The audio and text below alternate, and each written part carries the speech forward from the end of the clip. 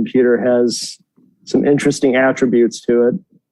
Let me open up my agenda. I apologize for the delay. Can everybody hear me? Yep. Yes. Great. Awesome. I'd like to call the meeting to order. Can I get a roll call? Officer Lofstrom? Yes. Thank you. Give it 1 second. I think Sure. Commissioner Hannon is about to join here. As far as I'm there. Okay. Okay, now can you do that for me? Go ahead and give that call again. I'd like to, hello, Commissioner Hannon. Hello, everybody. I'd like to call the meeting to order. Officer Lofstrom, if you could give us a roll call, please. Roll call. Commissioner Hannon. Here. Commissioner Coig. Here. Commissioner Marinelli. Present. Commissioner Gupta. Here. Commissioner Gall. Here. Commissioner Kleinbaum. Here. And Commissioner Gittens. Here.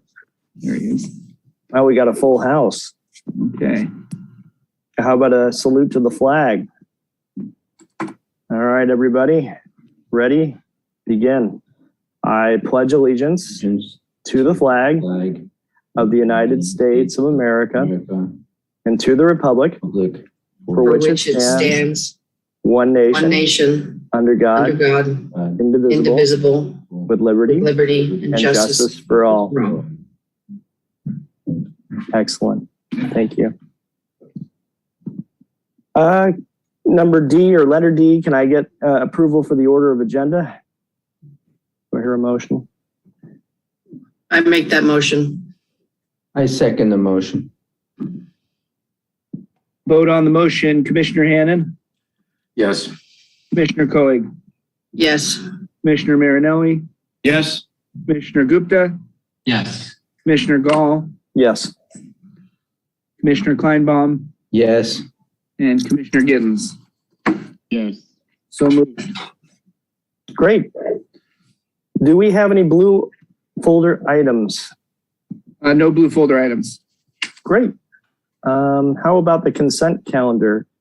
May I read the boilerplate here, or would I just get approval for this? Yeah, you'd seek a motion for approval of the consent calendar. Great.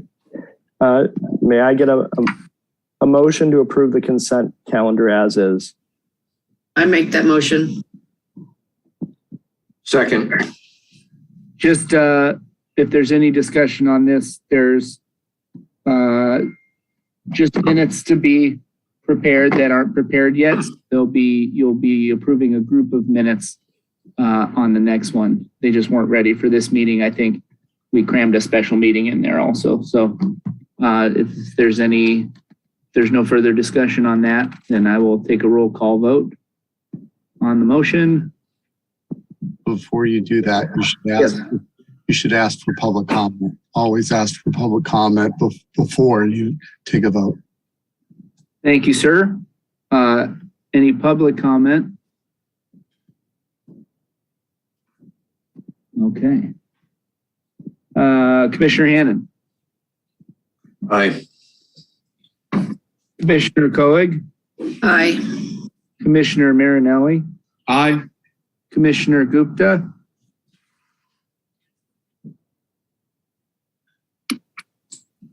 Sorry, did you hear me? Aye. Sorry. Commissioner Gall. Aye. Commissioner Kleinbaum. Aye. And Commissioner Gittens. Aye. There we go. Great. You could proceed, Chair. Thank you. So we have an affidavit of posting F1 and approval of minutes F2. So that was all approved under F. So we would go on to G, which is excluded consent calendar items. Are there any to vote on, etc.? No. Okay, great. So letter H, public participation on non-agenda items. I'll read the boilerplate briefly. This section is intended to provide members of the public with the opportunity to comment on any subject that does not appear on this agenda for action This section is limited to 30 minutes. Each speaker will be afforded 3 minutes to address the commission. Each speaker will be permitted to speak only once. Written requests, if any, will be considered first under this section. Officer Lofstrom, do we have any public participation? Do I hear any public comment? And then if not, 0 e-comments. Okay. Do I hear a motion to close, or do we go to I? You can proceed. Thank you. Items continued from previous agendas. Commission and Officer Lostrom staff, do we have any items from previous agendas to discuss? Negative. Negative. Understood. J, items for discussion prior to action. Okay, so we have committee reports. And the first one is the Commendation Subcommittee. You jumped one there. Oh, sorry about that. We're going to be on the panelist discussion. Oh, the panelist discussion, copy that. So we would want to start with LA Homeless Service Authority or with John Matthews of Supervisor Mitchell's office. Who would like to go first? The order of agenda has the office of Supervisor Holly Mitchell first. Great. Hi, John. Hi, Jim. We made it happen. Made it happen. Sorry, it's just the sales engineering work I do all day. So go UCLA and we'll let you proceed. Hey, everybody, I'm John Matthews. I'm Senior Justice Deputy for Supervisor Holly J. Mitchell. You all are part of District 2 now. Welcome. We're happy to have you, and I hope you're happy to have us. My role, so I advise the supervisor on policy, budget, and oversight for following departments: so LA County Sheriff, LA County Fire, Probation, Public Defender, Alternate Public Defender, Coroner's Office, and Animal Control. I work closely. I know you're going to be having a panel with WASA too. I work closely with our Homeless and Housing Deputy, Isela Gracian, who I think you've been in touch with too, Jeff. But any issues that come up that cross those issues, I'll definitely report back to her. I'm mostly interested in hearing how things are going for you all, what you want us to take back to the team, what you want the supervisor to know about what's happening in Redondo Beach, and how we can be most supportive. My background is law and policy. I've been private practice, federal prosecutor, worked for a nonprofit on criminal justice reform. So I've done a bit of everything. Been with the supervisor approximately a year, and the county is massive. So just trying to figure, is that me or somebody else? Just trying to figure out what's happening and figuring out how we can be most supportive. SD2, Jesselyn from our team is also on because she works both with beach cities and has been dealing with constituent services issues and done house. So she also wants to listen in to figure out how we could be most helpful to you all. Great. Who wants to? Now, it sounds like that would be just a brief overview of the supervisor's goals and so forth. Is there a PowerPoint slide, or should we ask away on any questions related to city and county? I would say ask away. I have a PowerPoint, but it's kind of slowing down my computer in my life, and it's pretty basic anyway. So I feel like a good discussion would be better. Great. I think we'll go around briefly once, and I bet there will be a few follow-up questions as commissioners ask questions. So Commissioner Marinelli, do you have any questions for John? You're muted. There we go. John Mitchell, thank you for showing up and sharing your time with us this evening. Maybe this is a question that you may be able to answer, but as you can tell, with the lack of public participation this evening and the entire time I've been on this commission, when do you think that meetings may go live again in Los Angeles County? And who is that up to, and what may determine that? Thank you very much. No, thank you very much.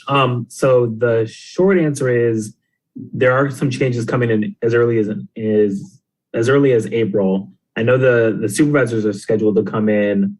I believe the first meeting in April. So April, I'll have to check whatever Tuesday that is.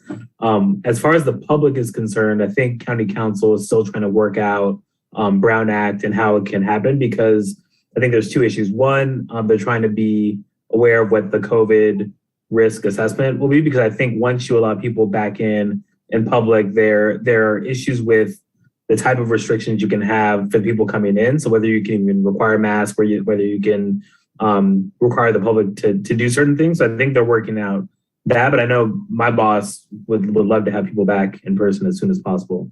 But at least the supervisors will be, typically the supervisor will be in the boardroom on board days. The other supervisors are usually in their field offices, but I think early April, at least the supervisor will be back, and then there'll be a phased process to get the public back too. Thank you very much for that. And we're happy to be a part of District 2. Thank you. Yep, appreciate it. Commissioner Gittens, any questions for John?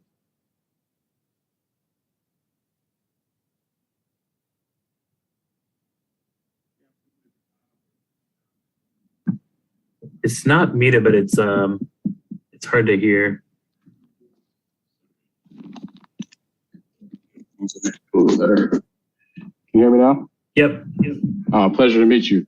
Thank you for joining us today. My question just kind of revolved around how you saw safety within, the greater Redondo Beach area improving over the last year, or where do you think we will be moving forward in your estimation?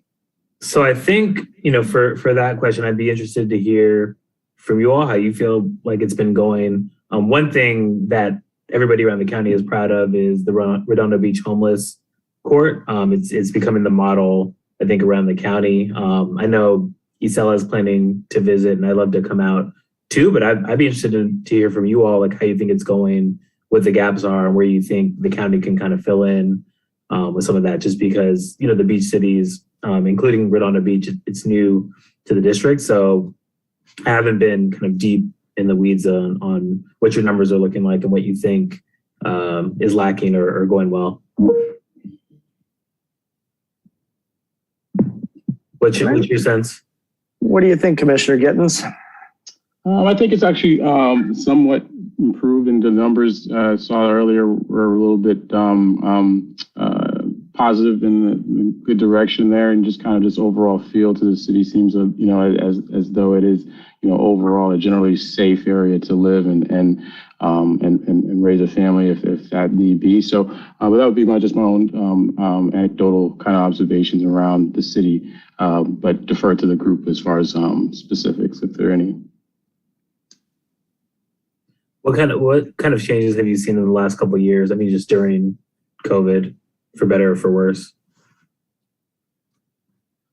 Yeah, I would say parking obviously has been limited around the pier area, which has kind of caused a lot of congestion from my estimation, just in that area due to the lack of parking, due to the raised structures that are kind of incorporated in the Riviera area of Redondo in those particular areas. So opening it back up would be a little bit better. Just thinking of just kind of ease of flow when it comes to big weekends in the area and stuff like that. But overall, I think safety is it feels like it's been prioritized. So thankful for that.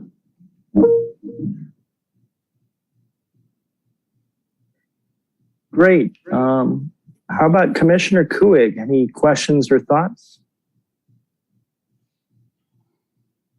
So I noticed that you guys have the Breathe program with respect to LA County, but that's probably not going to really come into our area very much. Or what are your thoughts about that in terms of the guaranteed income?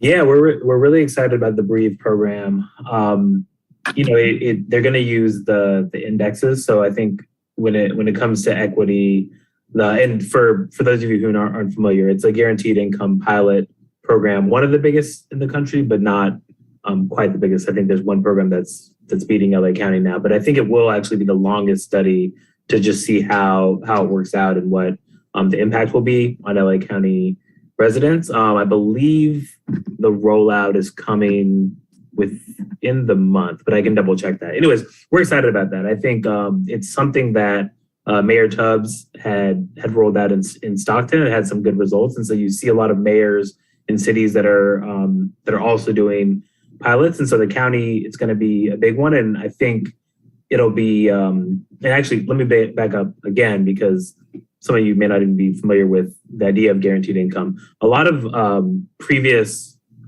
state and local kind of welfare programs, there's a lot of kind of restrictions and ways to qualify.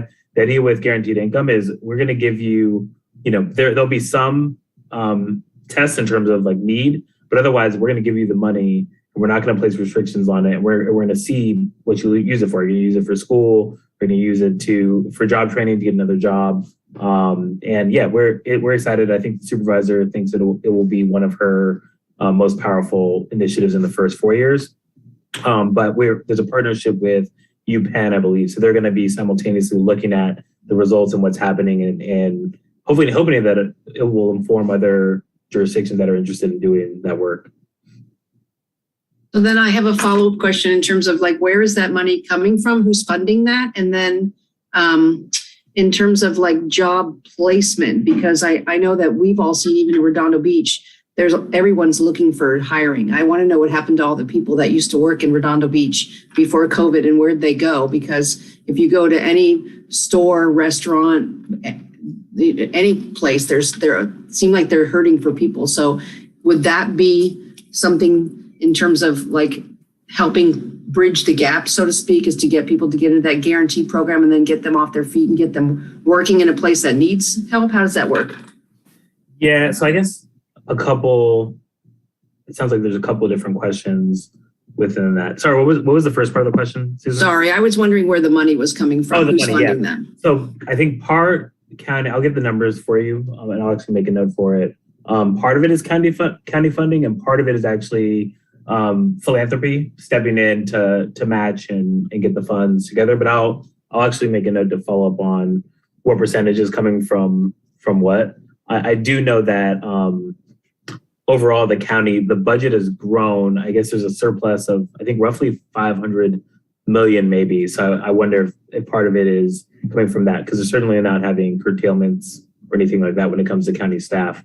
I think in terms of the job issues is complicated. I think we're all trying to figure out what's happened during COVID and all the reshuffling and people that are quitting their jobs and going to other jobs. I don't have a good answer to what that's going to look like in the coming months, but I think it's been a shock to the system in general. And one thing we've seen is a lot of women that have left the workplace in part because they have children and they have to figure out how to take care of them and nobody else is stepping up to do it. While simultaneously childcare has also decreased both in terms of staff, which is in part related to how much staff are making, right? So I think the workers are definitely in a better negotiating position, which I think is part of why you're seeing a lot of shuffles where people who historically worked in certain places are like, well, I don't want to do this anymore. I want to try to do something else. I think directly to your question, the guaranteed income could come in because there may be some people who had a job as a placeholder, but now they have extra money in their pocket to maybe get more job training, maybe go to college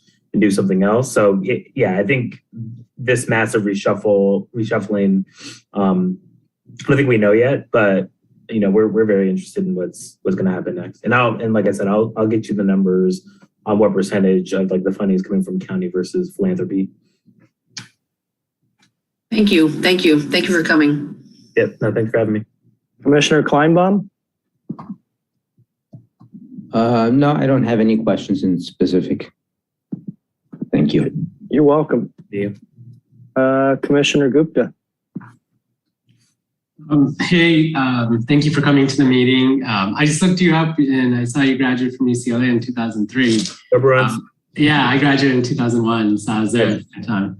That's cool. I'm really interested in the guaranteed, universal income. So that was really cool. I didn't know LA was doing a program.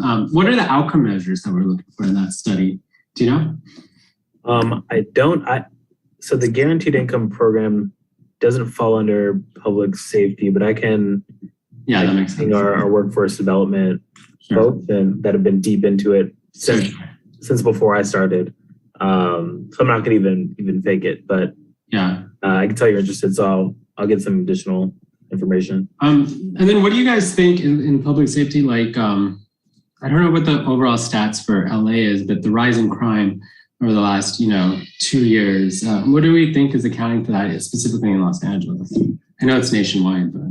Definitely. Yeah. I mean, I think a lot of the trauma that's happened during COVID, we're really interested in looking at root causes of crime. We don't want to see a repeat of kind of like the 80s and 90s cycle of kind of suppression, incarceration, and the repeat, and mostly because in the long term, it hasn't really solved problems because all those folks come back to the communities like with less training and all this. So I think, trauma. I think there's some folks that weather the storm. If you could keep your job and work from home and be okay, but if you were like a frontline worker, we're close to losing your home, like this is kind of, and I know losses represent too, but I think there's all these interrelated issues that are happening. And then the education piece, like we have youth, and I love that you all have already leaned into, what is it?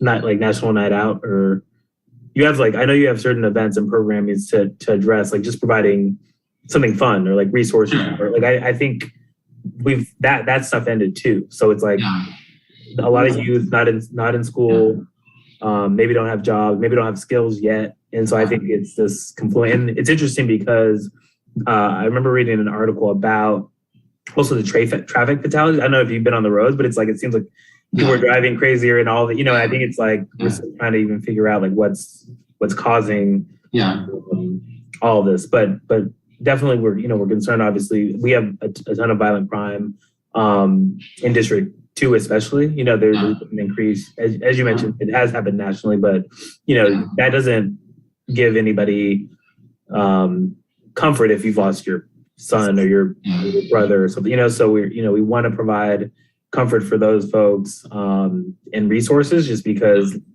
ultimately, people, if they do get locked up, they're going to come back and be in even worse position to take care of themselves, take care of their families. So we're trying to look holistically and really build out systems. A couple of things we're excited about. So we're rolling out the 988 system in July, which is alternative crisis response. So we talk to law enforcement often about police officers being required to do everything, from mental health to housing to all of it. So we're hoping that'll start. I mean, obviously the county's massive, so it'll kind of roll out as a pilot, but we're hoping that in the long run that'll have more options for folks, that whether they're experiencing, whether they're unhoused, have mental health issues, or considering suicide, just trying to get mental health professionals that are involved in immediate crisis response.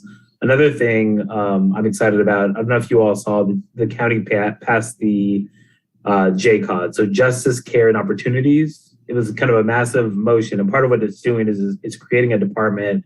And what I'm most excited in the new department is an independent pretrial services agency. So currently the county, if you're arrested and you're arraigned, judges have very few options in terms of what, they could either set a high bail, you're locked up, or, or they could say oh, we'd love to put you into care or a bed, but usually it's kind of saturated. There's no, so usually they focus on the risk assessments and so one thing the pretrial services agency is going to be linked to community-based organizations and be looking at what are the needs, right? Depending what the crime is, the person shows up, why are they here, right? And can we diagnose? It's diversion pathways, kind of. Yep, exactly. So I'm excited about that too.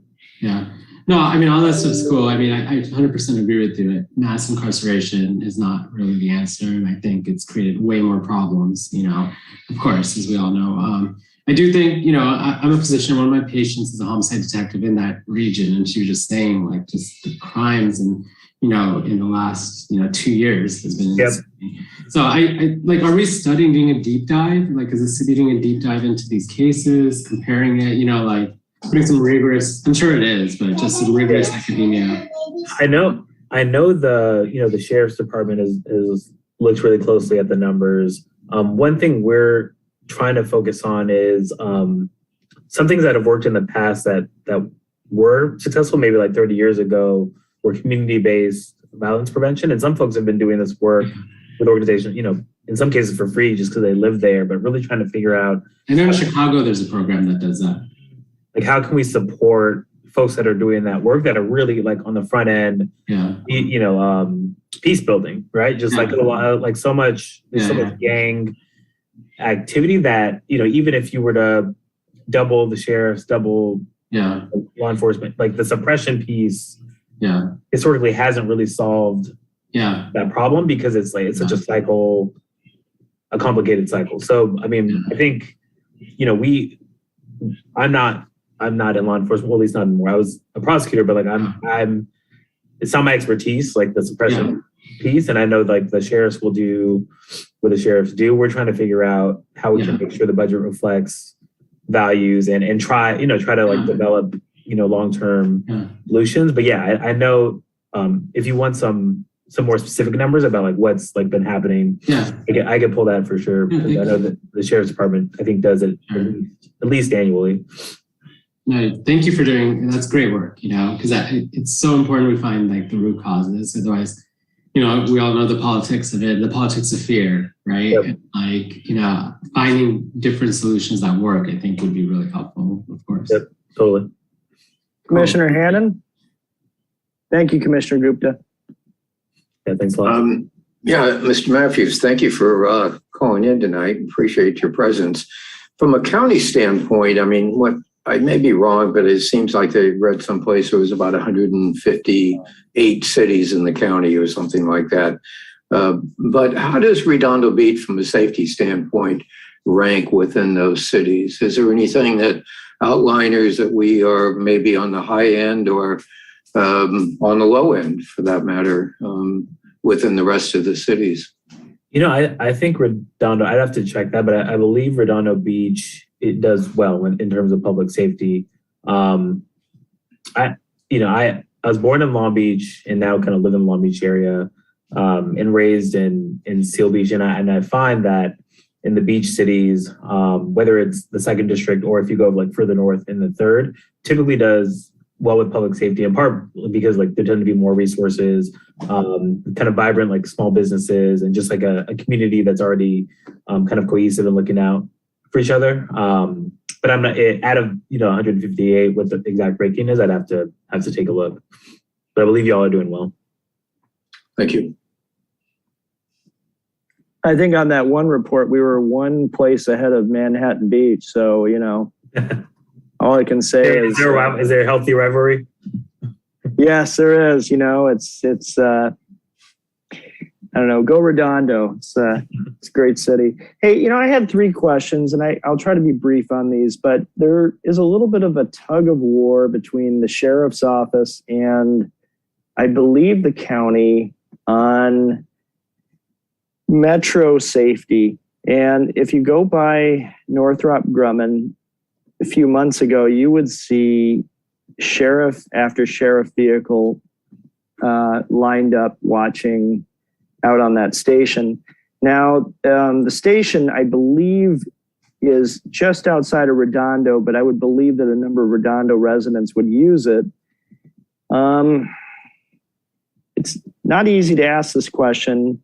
And I'll probably hear from the Homeless Services Authority, but I'm even afraid to get on that train now because even the conductor is telling me to hurry to the transfer station when I go down to Long Beach or I go up to LA. And that makes me nervous. And there was something about the sheriffs having less of a presence on at those stations versus having unarmed service professionals, I believe from county, who would go and intervene and negotiate solutions. But it's kind of hard to negotiate. You want to walk quietly but carry a stick. I don't know. I like to protect myself. And so what are your thoughts on that for enforcement? Because just me, I'm not going to get on that train probably anytime soon. So just your thoughts on that whole transition.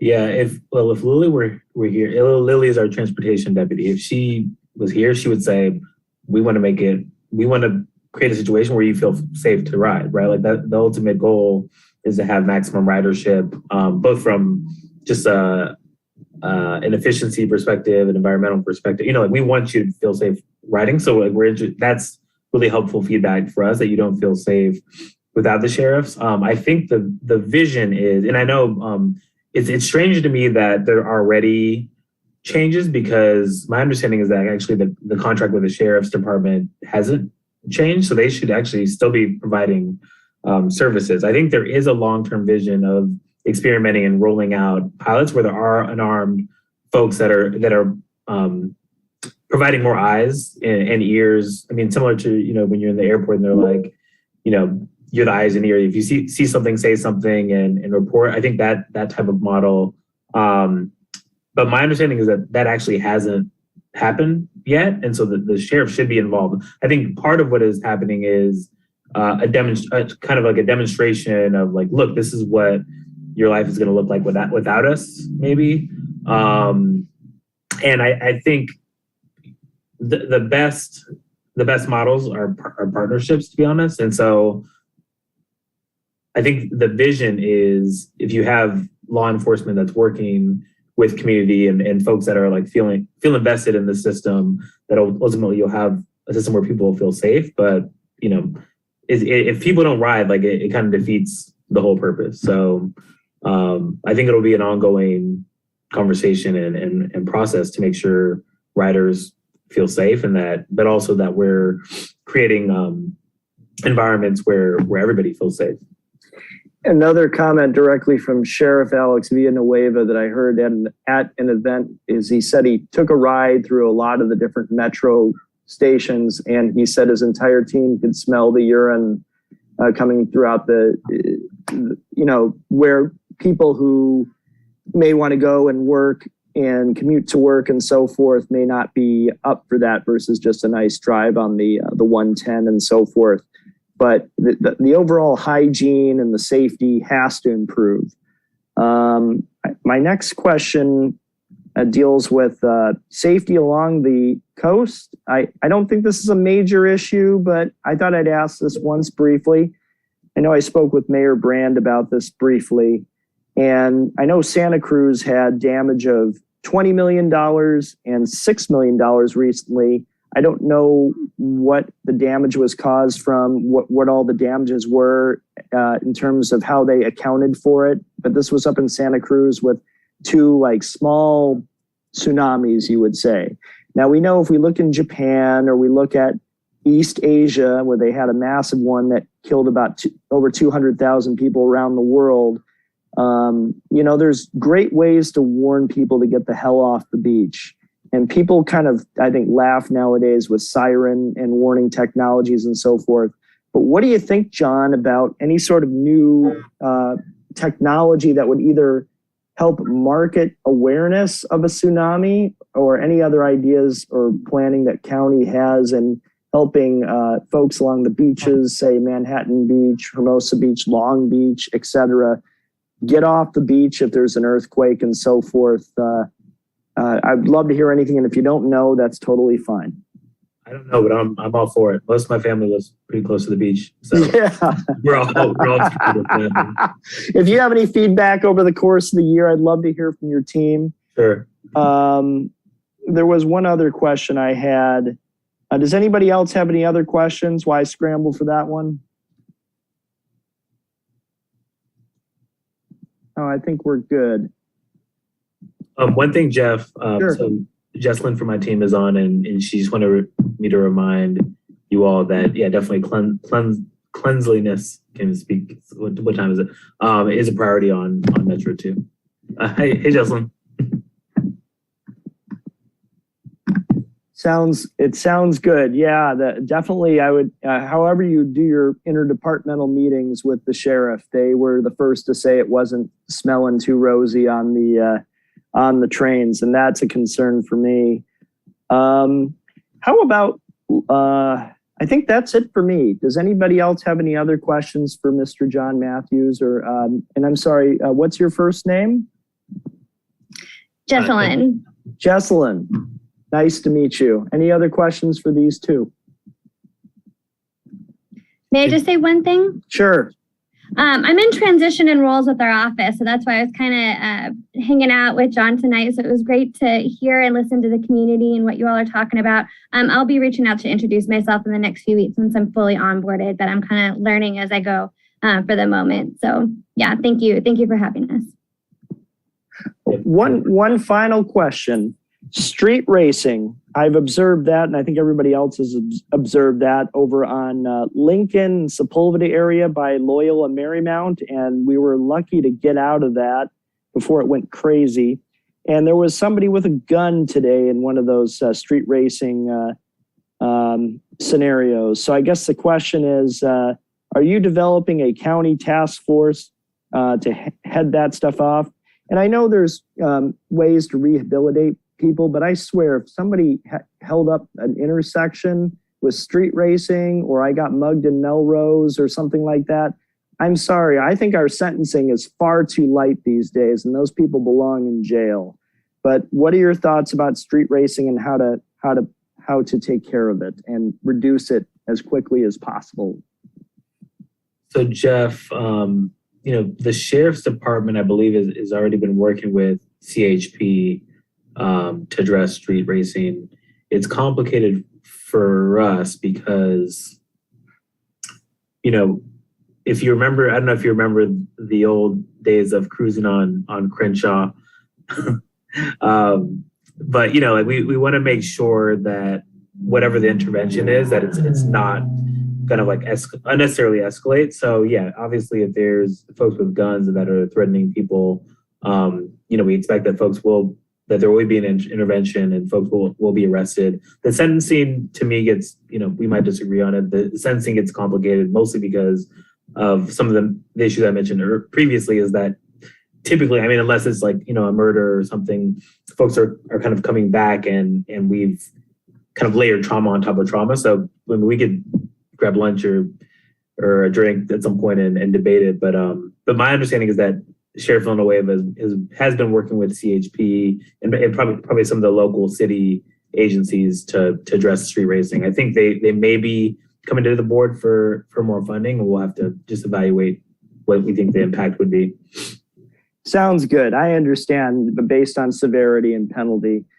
And then this would probably roll into the Homeless Service Authority, but we're trying to reduce the homeless count, but is there a way that we can use the facilities that we have to help clean up more of the homeless in the county so they're off the street, so we're not doing continual sweeps and they just keep moving around? I'd love to hear your side of that from county and also from LA Homeless Service Authority. But I want to pass this back to Officer Lofstrom. And John, if you have any final comments, I'd love to hear them, but I just want to thank you for your time this evening. No, thank you all. For that piece, our unhoused, like homelessness housing folks always tell me that, the county, has, I think, recently invested $1 billion to help with like the short-term housing piece. The one of the problems is for every short-term housing solution, we need, I think, 4 or 5 long-term. And so what the biggest problems countywide and in the cities is not having permanent housing and folks kind of, stabilize and ready to move on to permanent housing. So I'll be interested to see what LASA, their perspective, but from the county side, we're trying to figure out one, how can you make sure folks want to go into temporary housing and that they're safe and have resources, but then like the temporary housing, it's temporary, so it's like the long-term problem is folks, the numbers continue to grow and the demand, the supply isn't matching the demand. But I'd be interested in what LASA, their perspective on and all of it. There was an interesting study about putting a vacancy tax so that folks were incentivized to rent out more properties and so forth. It was in one of those wonky studies. I think it had UCLA and some NGOs that were involved in it. It was really fascinating to me to look at that, but things are pretty darn high for a reason. So very speculative market. and very expensive. But thank you for your time. And Officer Lofstrom, I'd be delighted to have the next group introduced. Thank you both. Thank you. Thank you. Thank you.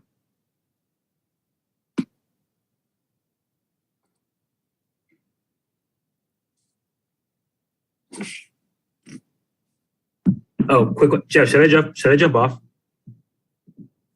Or If you want to hear LA Housing, you may join us. I don't think there's a problem with that. And then Officer Lostrom, if John hears something that he can take from county as LA Housing Service Authority is talking, may he jump in briefly? Yeah. Great. I don't think the LASA folks are with us here. I see. And No, I don't see them either. I got them their panel invite, and per your email, which was only dated 6 days ago, it sounded like they were planning on being present. So, Yikes. I won't have an answer for you there, but we'll have to probably follow up with them via email. Okay, sounds good for another meeting and another time. John, thanks so much for joining. You may stay on if you wish, or you can jump off. Absolutely. okay, awesome. Nice to meet you all.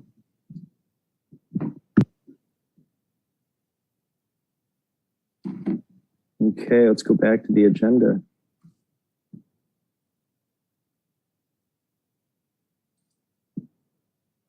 You can proceed. Okay, J2, you're on. thank you. All right, so we have J, do we do the committee reports? J1? It's J2, or the subcommittee reports. Oh, this, okay, J2, I see. I have J1 for committee reports and then I have J2 as recent fire events. Make sure this is, oh, I see what I goofed up on. Okay, so committee reports. Let me see if I can get a more updated agenda list here. Pardon me.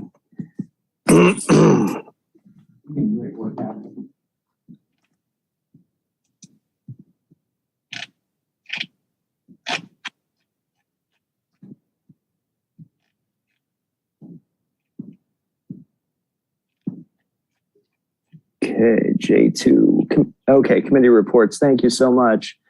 Commendation Subcommittee.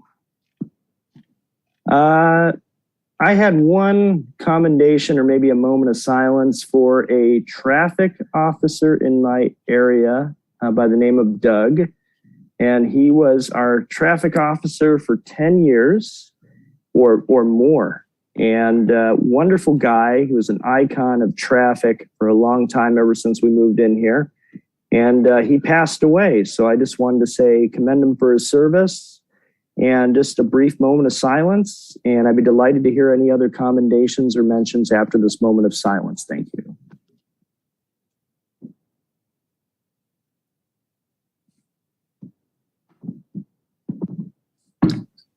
Okay, great. Does anybody have any other commendations for anyone in public safety in the city or the community?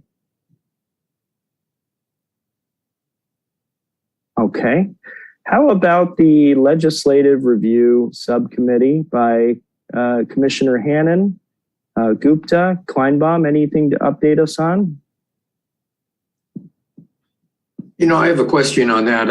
I work with Cal Bike Coalition in Sacramento, and mostly I track active transportation bills. In other words, bills that are going through the Senate and looking for approval that affect people that participate in active transportation. So it's kind of limited to that. There are a tremendous amount of bills actually going through right now for approval. And some of these bills will affect Redondo Beach. Some probably won't. Can you kind of define, I mean, maybe it's up to us to define the Legislation Review Committee, but what are the expectations? Do you want me to bring in this list and kind of summarize it each week, or where it's at in the approval cycle, which I'm aware of, or maybe just kind of filter it based on, the impact of Redondo Beach specifically, and then we can maybe plan for that. There's a lot of phases involved here. And what are your expectations? No problem. It's a good question. We've actually had a lot of subcommittees and a lot of empty space over the last few years. So if you even brought in one PowerPoint slide next meeting with 3 potential to be discussed pieces of legislation on bicycle and electrical bicycle safety, etc., invited a panelist in to discuss these, an expert, maybe somebody that lobbies for it or more objective, maybe an academic. I would be open to have those types of discussions. So those are my thoughts there. We've got 2 bills that I'm tracking very closely. One is actually an incentive to buy an e-bike, which I don't think it falls in the safety realm. But the other one may be, because what it is, it's basically speed cameras around schools. And this will be our second attempt to try to pass that. And it seems like it's gaining speed right now. And it's been, championed by quite a few assemblymen, quite a few state legislation. And I could bring that in if you want. I could, maybe ask somebody to come and pitch that at more of a detailed level than I have. If you think that would satisfy the expectations, I'll arrange for that by next month. Go ahead, Mike. So I would encourage 2 things. I'd encourage the commission to look at your commission charge in the Muni Code. And it refers to you providing recommendations on public safety legislation when appropriate and when directed to do so by the council. And the other thing is that your subcommittees are not supposed to be, unless they're Brown Act committees, they're not supposed to be other than, less than a quorum of the commission, which they appear to be, but they're supposed to be for a limited period of time and for a specific task. It's more so if you're looking at a complex issue, you then direct members of the commission who are able or interested or perhaps more able to devote sufficient time to it. They shouldn't be standing commissions, because then that implicates the Brown Act. What I would suggest, Jim, a great way to go about this is any legislation that you think impacts public safety, and that can be traffic safety, it can be safety near schools. I think it's fairly broadly defined. Just ask a council person or the mayor to make a referral on the agenda to direct. Hey, we'd like to ask the Public Safety Commission to look at these bills and advise us on what position to take. And I think that's a role where you can, even when there's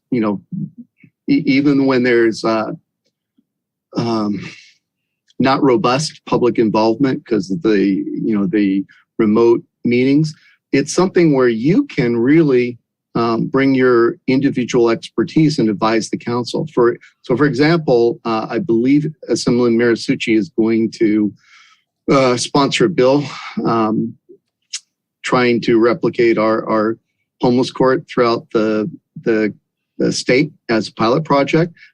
Once that bill's introduced, I'm going to recommend that the council direct it to you to advise them on taking a position. So it's 2 things. Really, it should be from your council mission those bills that are referred by the council. And two, I think you really need to take a look at making the committees be of a limited duration or completing a specific task so that it complies with the Brown Act. So I thought before you got too far in doing that, because I Jim, you speak all the time at the council, and that's great. And it's just like, okay, these are the bills. I think our committee should look at them and ask the council to do so at the next referral, because you want to get your input and to the council before it can make a difference on them taking a position. So I just get this clear in my mind. The bill I was referring to is AB 2336. It is going through approval process right now, and if it's passed this time, it will basically give each municipality the option to have speed cameras around schools, and it also sets the penalties and so on and so forth. So anyway, so this is something that you think that I should actually refer to City Council then, and ask and tell them to send it to you to agendize it, so you can all discuss it and they can make it advice to the City Council. That's one of your primary roles, where because they're focused largely on city issues, and they don't necessarily have time to look at statewide issues that may impact us of a public safety. And, I would certainly think cameras near a school would meet that where appropriate, and now you just need to get that directed by the City Council. But I would do that, and if we had a meeting tomorrow night, I'd say do that. Unfortunately, our next City Council meeting isn't until April 5th. Okay, thank you, Mike. Quite welcome.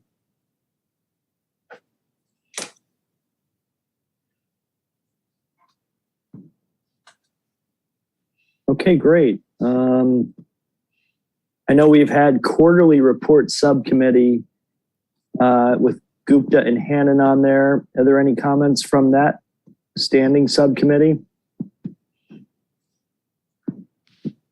I guess we have to reassess how these committees work then, right? Yep.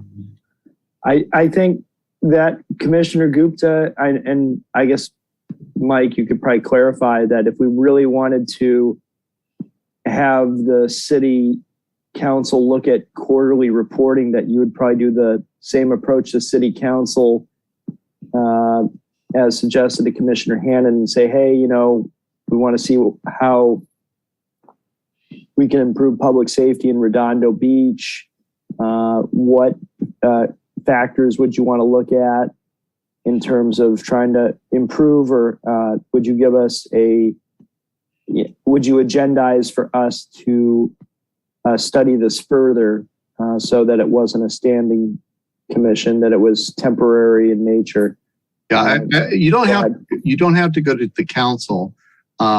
Because that would fit within one of your other missions, which is provide suggestions for ensuring responsive and efficient public safety services. So I think you could agendize that on your own, but that's really something that the council, the commission should be discussing. The problem is the standing committees that are everlasting. Like the next one, you have homeless committee. I think if you had there's no question in LA County where there's a crisis. And so I think that subcommittee is appropriate, but you just may want to put, some sort of metric or some sort of, end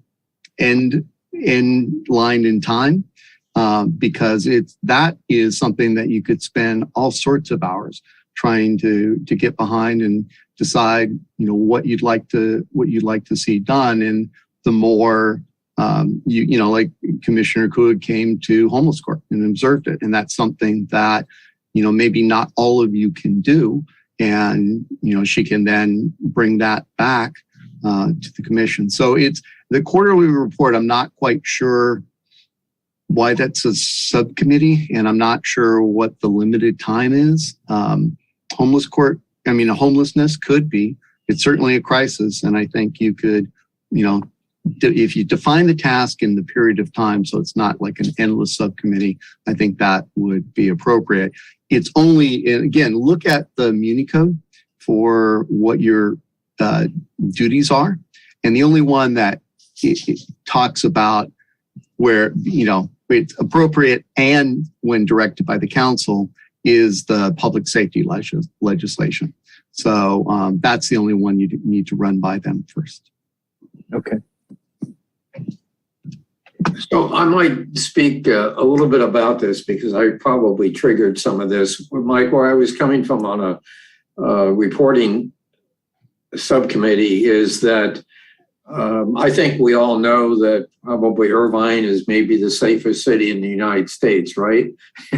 I mean, we've seen that in metrics. You go to ARP, you have all these metrics that compare different cities across the nation.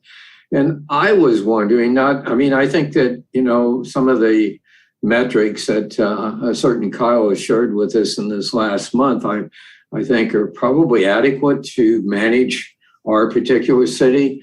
But I was more reaching out to find out how we compare with, in the bigger picture, to other cities. And, it affects our property values, affects our reputation, it affects us directly, and it gives us potentially another way to measure our performance and our successes. So I think that then is defined by there. If you have an end result, so you'd be returning to the commission and proposing recommendations to, the council for the type of reporting by a set date, because that is something where the committee members may do a lot of background research. You'll find that it's going to be tough because comparing cities of 100,000 and above, you get very different information than cities below 100,000. And it makes it a little difficult to compare those. And but that like if you have an end result, we want to have the committee make recommendations to the commission to send to the mayor and council on what we'd like to see. I think that's perfectly appropriate. Well, we're being measured, whether we like it or not, or whether it's our measurement or not. We are being measured. And I guess, to bring that to the forefront to find out why, what triggers this measurement, what we can do to improve it, is kind of the science I was thinking of. Are you talking about part one crimes or?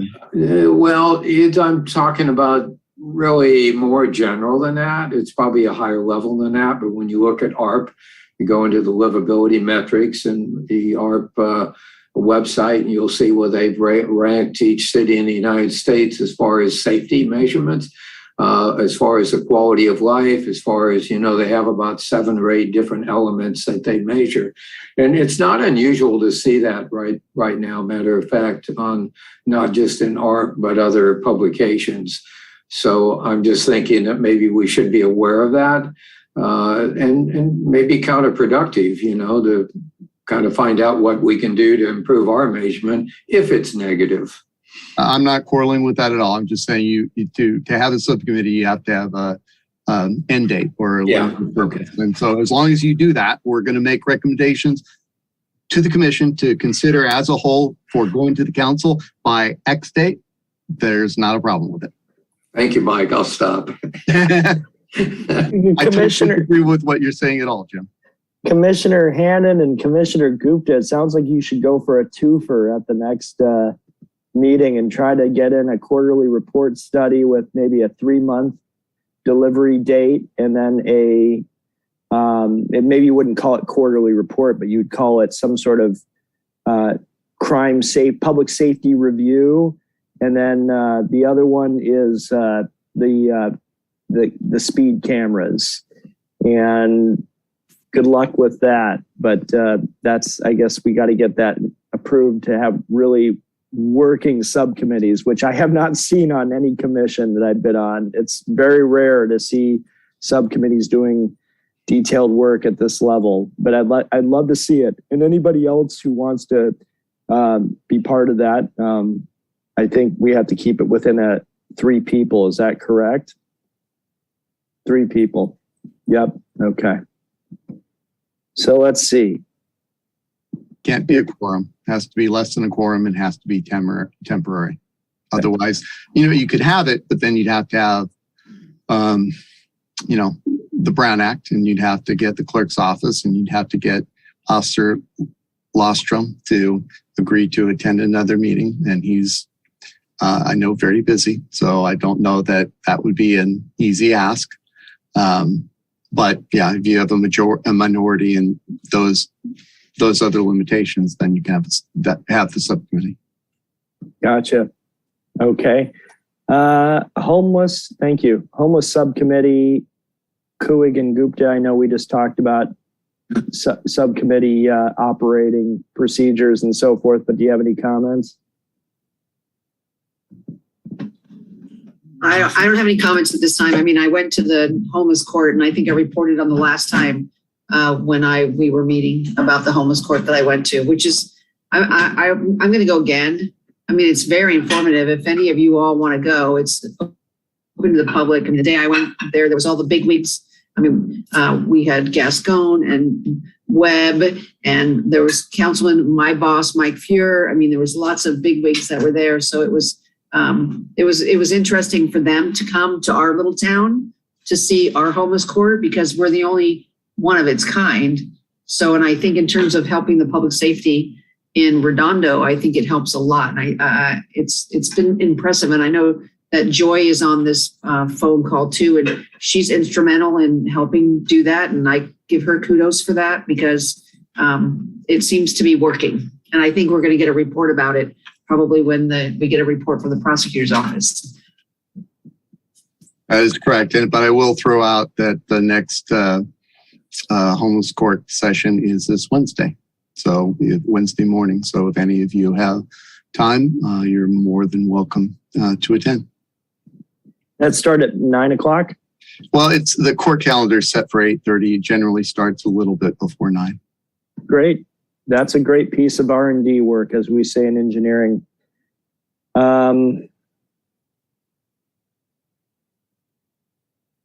Okay, great. Motion to close committee reports. If I don't need a motion to close, I would just move to J3. What do you think, Officer Lofstrom? I make a motion to close. You can proceed to the next agenda item. You don't have to have a motion to close. Thank you. Chief Yang, a discussion of recent fire events. Go ahead, sir. Good evening, Commissioners. Isaac Yang, Redondo Fire. Hopefully everyone's having a great night. Great to see everyone once again. On the fire side, for January and February, the department responded to 1,262 calls for service. Medical aids are certainly always the number one call type in that total volume. We did have a half dozen small structure fire incidents that did not extend beyond doing any significant damage to those buildings. We did have one more significant structure fire response in February, and we did assist Hermosa Beach with a structure fire incident they had in Hermosa in a business occupancy. So looking through the data, we did see that there was one hazard type that was a little bit more frequent than typically, and that would be the outdoor or rubbish fire incident. Gentle reminder, just make sure your storage in and around your home is well manicured. Just be cautious of ignition sources, whether they be decorative candles, lighting, electrical, foliage near ignition sources. We just want to make sure that those types of incidents, that if they do start, don't have extension potentials to structures nearby. So that's just a friendly message, just looking at data and trending from the last couple months, January and February.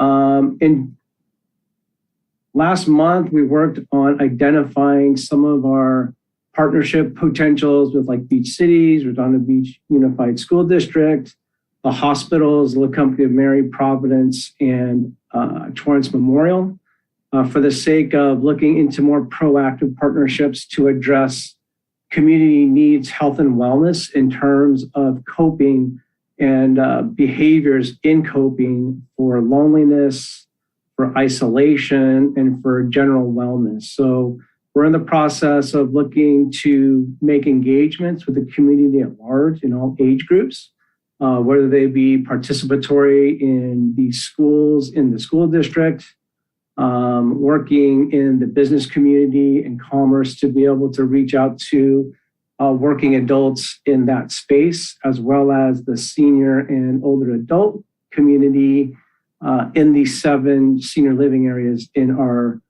immediate city limits. So those are ongoing things that we're doing in the fire department. I know we talked last meeting about the auto pulse, the powered compression devices we use from Zoll, and the significance of the assistance in being able to restore spontaneous circulation in full arrest patients.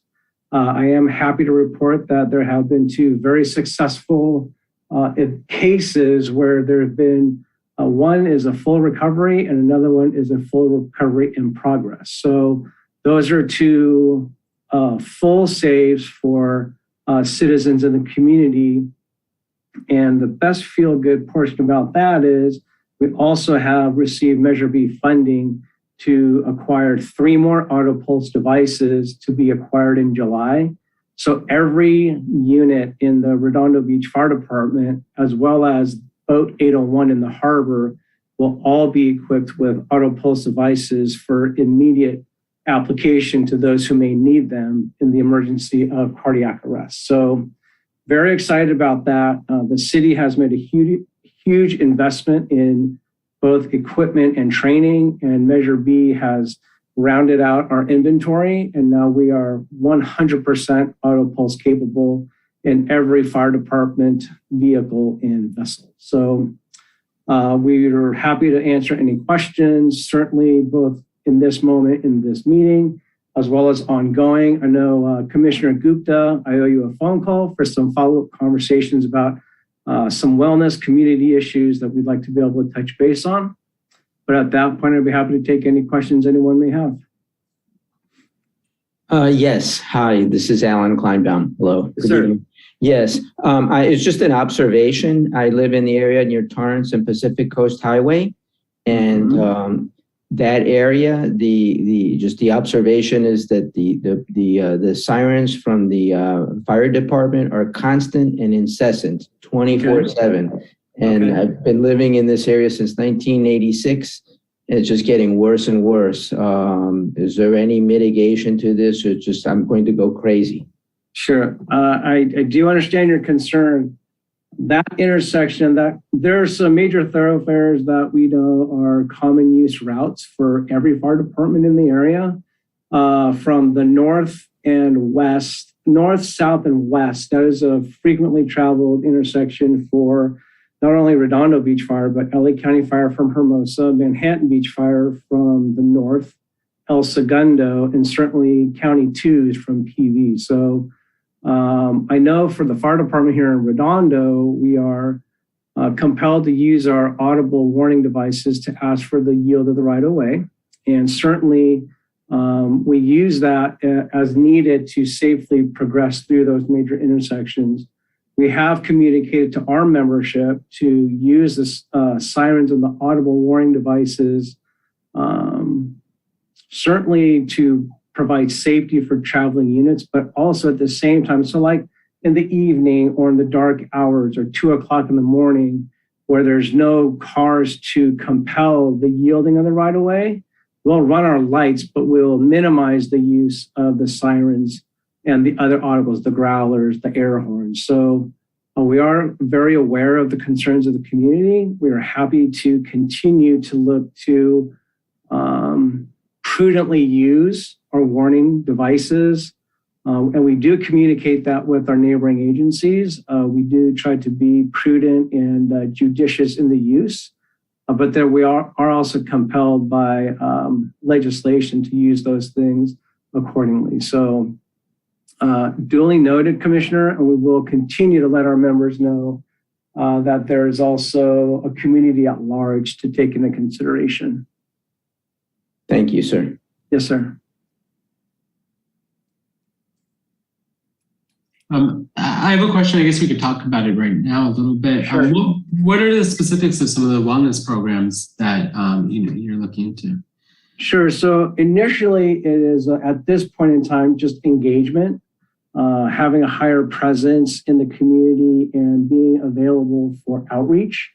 I know that as people are coming out of like this isolation period post-pandemic, if I could cautiously optimistically speak to like kind of coming around the corner and coming out of the pandemic phase, we know that engagement with like the schools, whether it would be through a career day or just a general interaction day, being able to talk to kids, regardless of the age, whether they're very young in the elementary school system or the high schools, just being able to reach out and make connections and help people come out of, say, that isolation stage into a normalcy stage. As far as like the adult groups, being able to engage in like community events, whether it's just the simple farmers market here on Thursdays right by Redondo Fire Station 1, whether they be just out in the general community where they're frequently traveled areas, being able to work with interested stakeholder groups and just talks and answering questions, those types of engagements. With the senior, older adult population, we're trying to target the complexes in town where we could just set up a community paramedicine welfare check booths. We can engage in conversations with whatever questions they may have. I've worked with community services to set up Zoom meetings where we're more aggressive to pursue the interaction and pursue the engagement, where we can help people with some sense of normalcy, interaction, socialization. And then in those engagements and in those moments, have conversations where concerns may come up, whether they would be despair, fear, whether we can set them up with social services, and being able to kind of round out people's ability to resume some sort of outside life other than the past couple of years of kind of question and confusion. It's good. It's good work. I mean, I see a lot of these people in the hospital. Sure. Once they come there. And I work for Optum. And so we practice out of population-based care. So we, as a healthcare system, also try to put resources, to patient population. So I'm just wondering, I guess specific tools, because I think a metric could be, right, like to decrease utilization a little bit and things like that. Right? Would you say that would be kind of course it's to help our population, but as a measurement of that help, it could be to try to, reduce a little bit of utilization. Would you say that's accurate? Or? Yeah, absolutely. I think as we focus less on reaction to response on the 911 call, right, to really enhance the standard of living, the prevention mindset where we can be proactive, engage, help rehabilitate as needed. If we're able to kind of get ahead of the curve where the despair, loneliness, the wellness issue becomes problematic or symptomatic, and then turns into like a coping situation where now we have violence, alcohol, drug use, or self-harm. Unfortunately, those are things that occur. If we can move forward to work in pockets of space with people that we can make a difference in the front end, then certainly to their benefit and the community's health and well-being, we're more vibrant and we're more self-sufficient. The natural byproduct is sure the utilization of the service is reduced.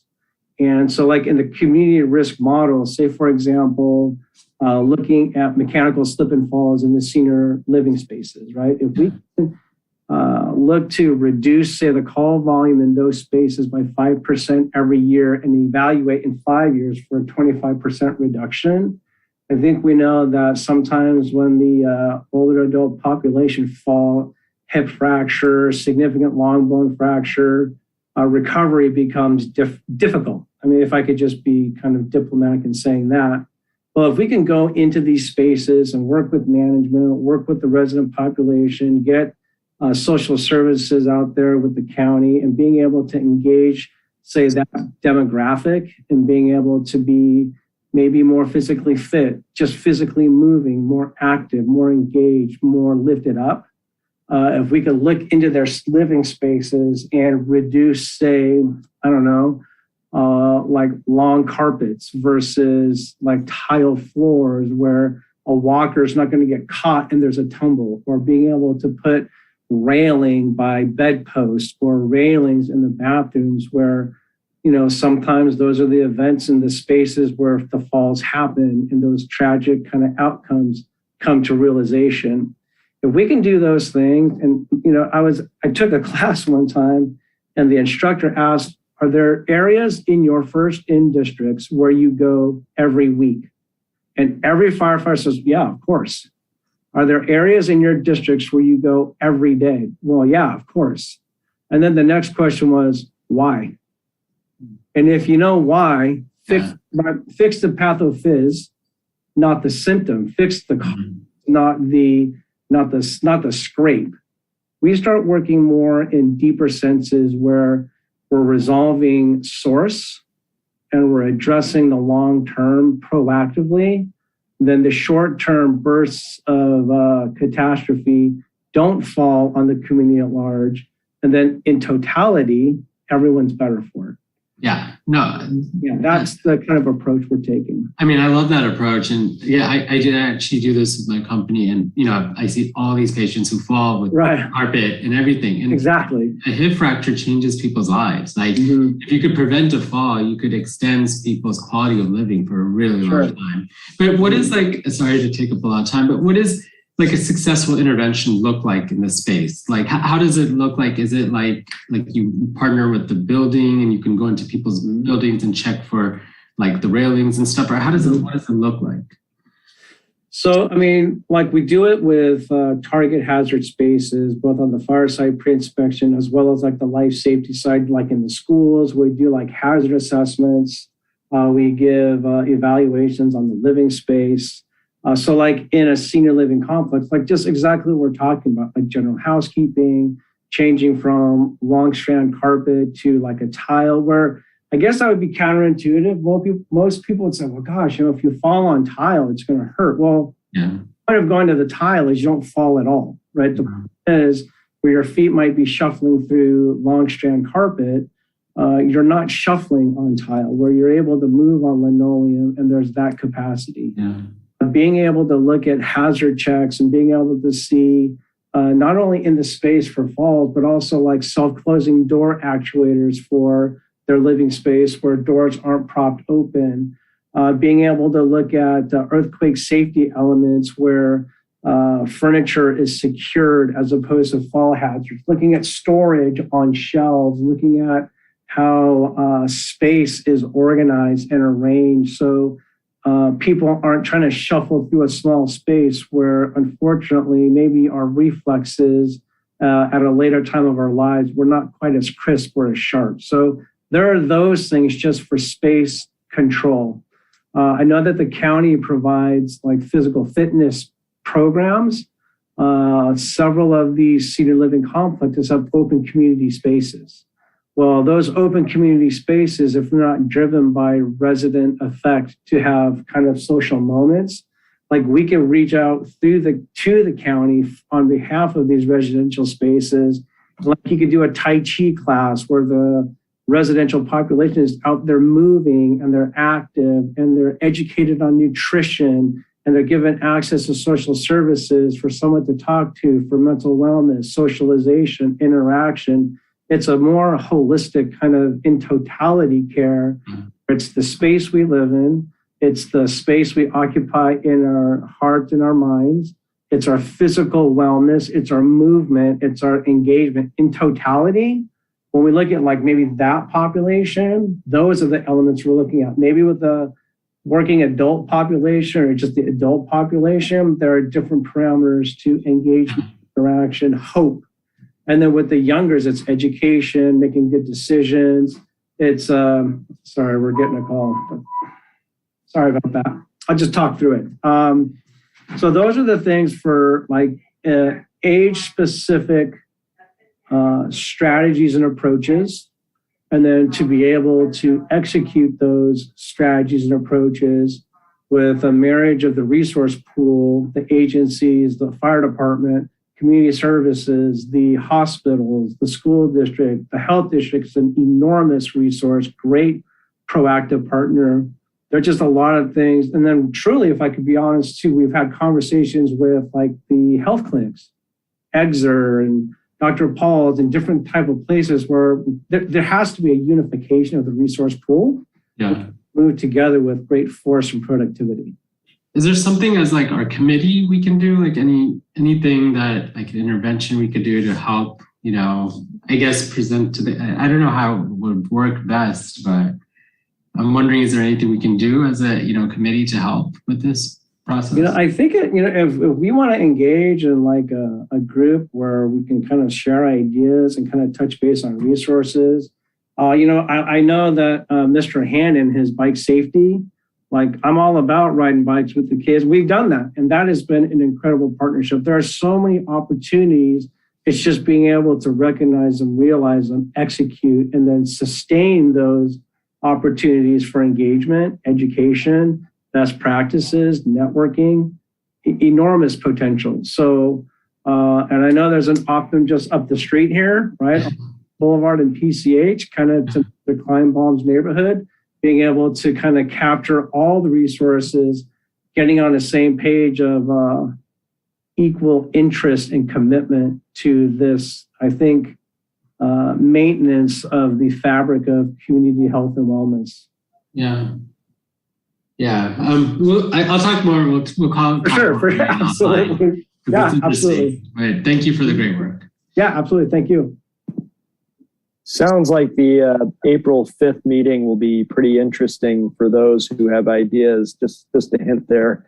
But Okay. I will thank you, Chief Yang, for your report and Yes, good sir. discussion. Does anybody else have anything for Chief Yang before we wrap up to the next agendized item? Hearing nothing, let's move on to the next one, unless I need a motion to close, but I don't believe so.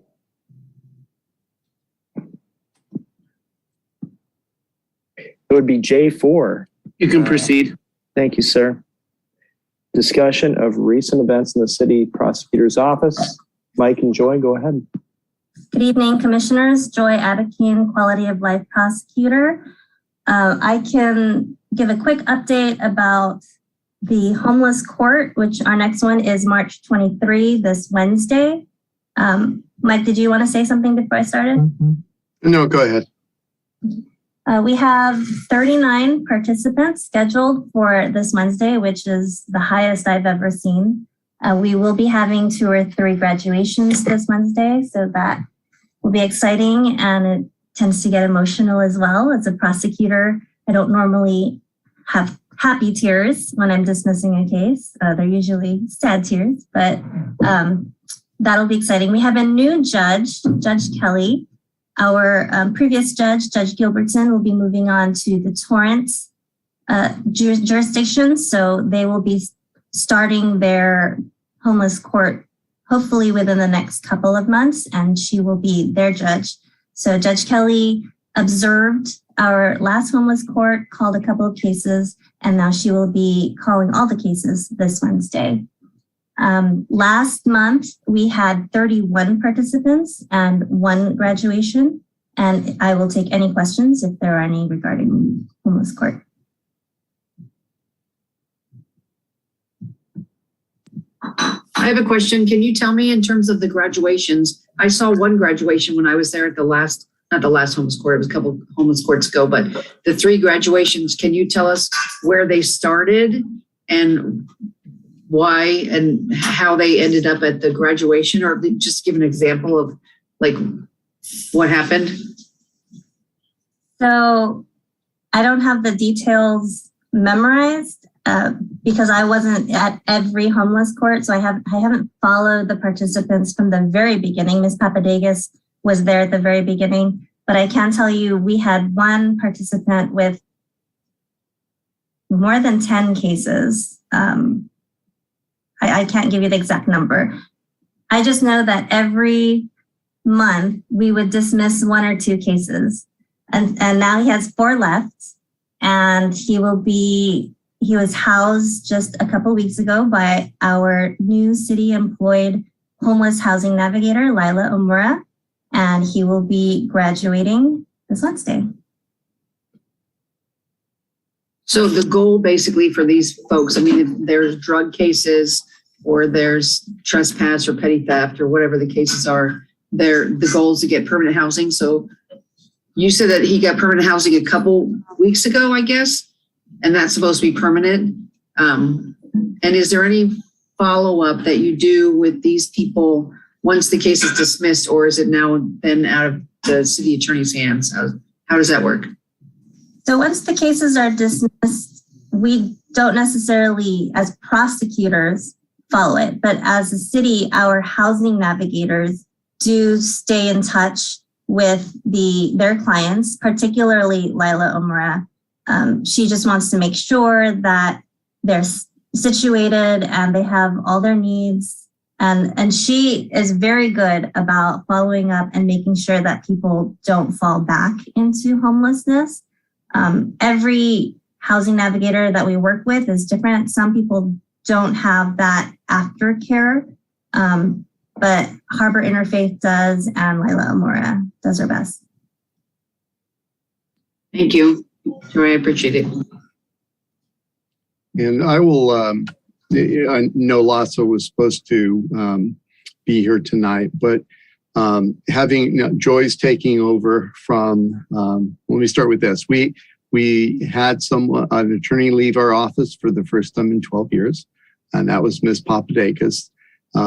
She has, as many of you know, 3 children under the age of 5, and being a prosecutor is not necessarily the most conducive towards that. And so she left the practice of criminal law to go to a civil law firm in the South Bay with no litigation.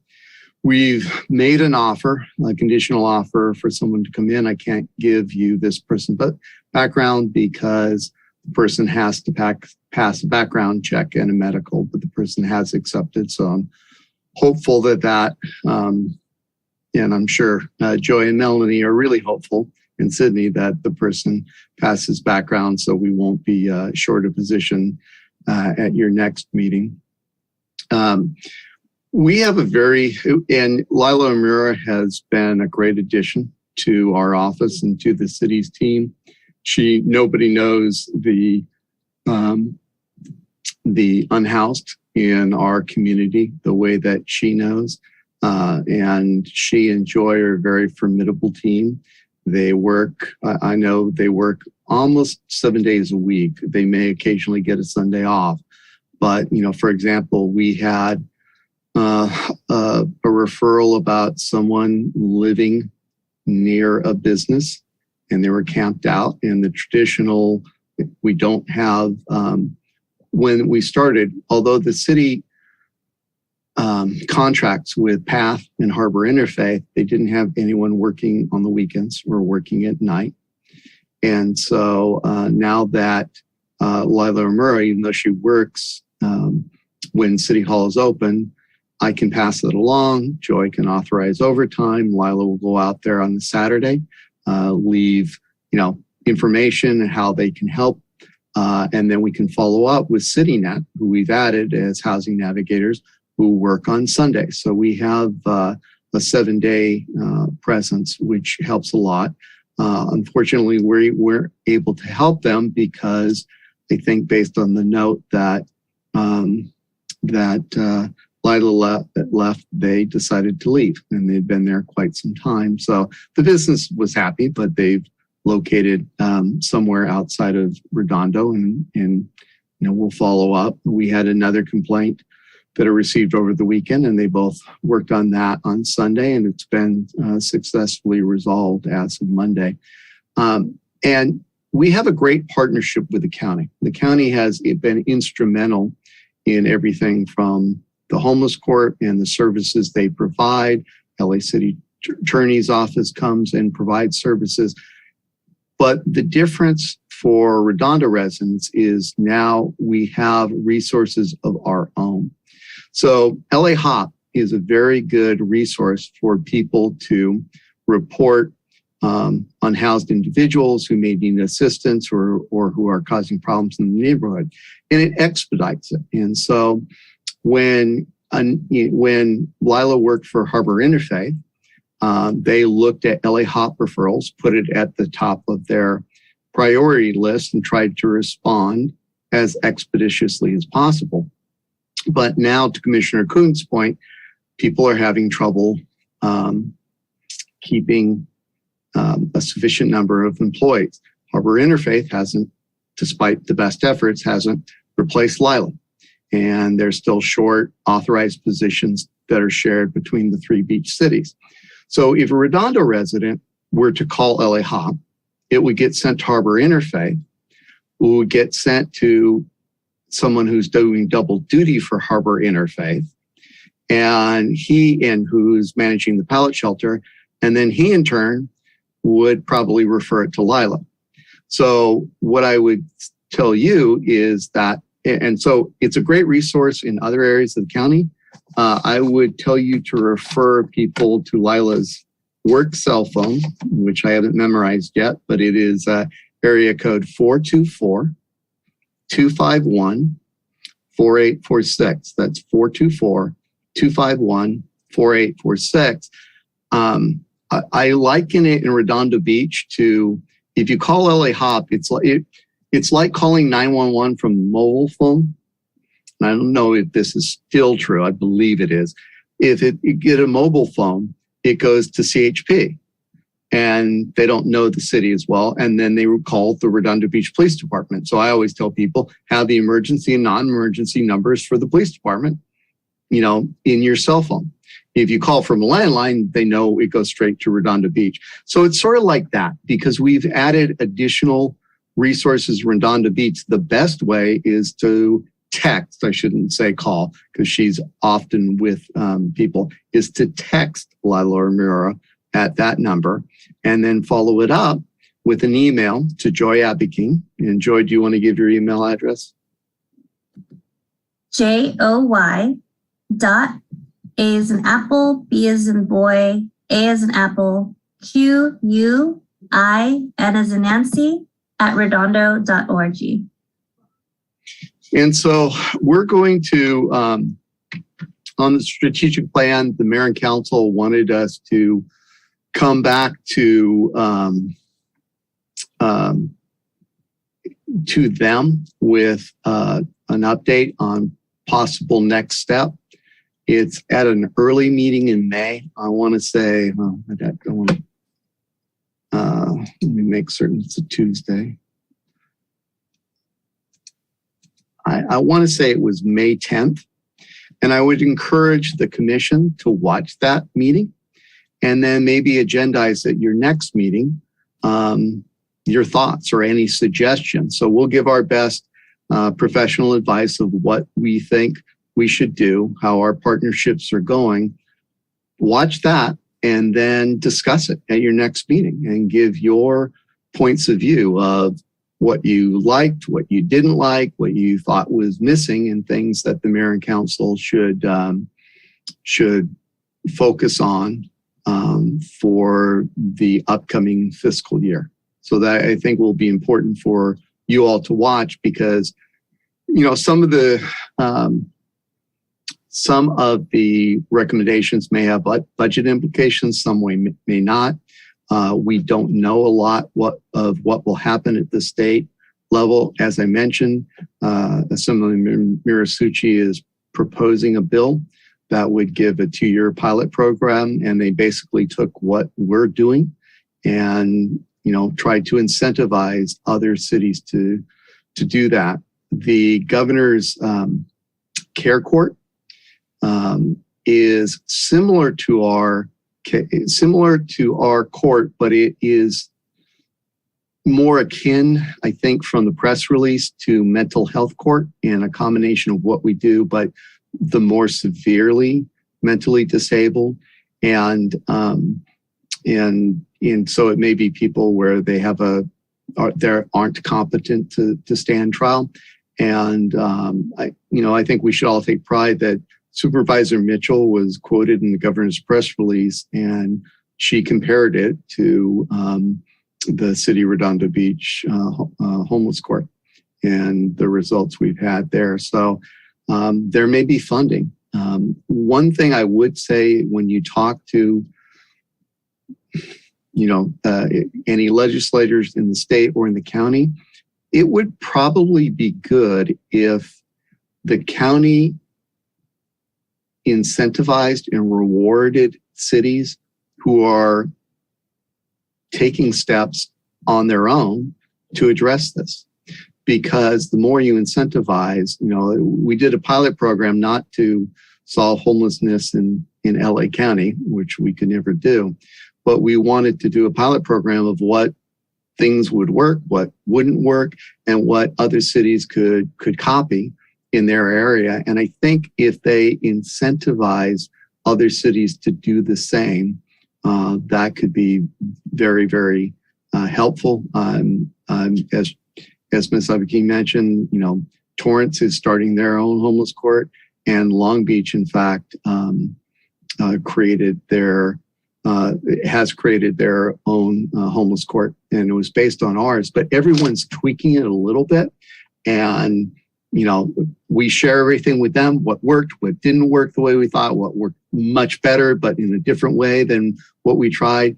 And we're looking at them to see if they can come up with other ideas. I see Mr. Matthews has his hand up, and I'm dying to know what he has to say. So I'll stop now, and I'll be happy to answer any questions.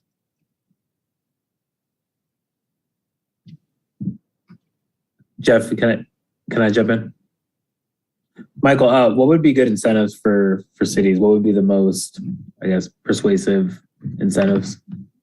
I think, as you mentioned, there's a problem of sufficient permanent housing, and that's hard for cities to get their handle on. But others,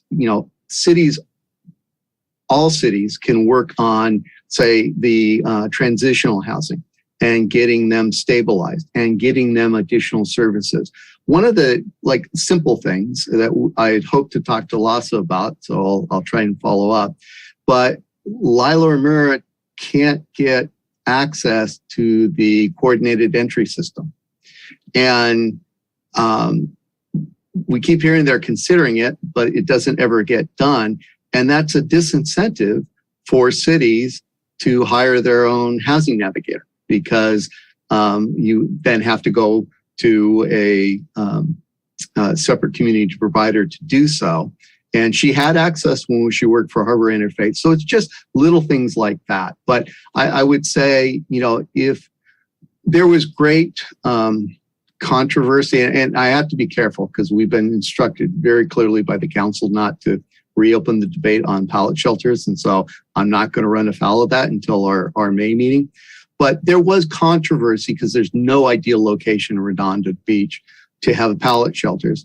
And the Supervisor Hahn had said, I don't understand all the controversy over 15 shelters. And we pointed out, well, it's 15 more than every neighboring city combined.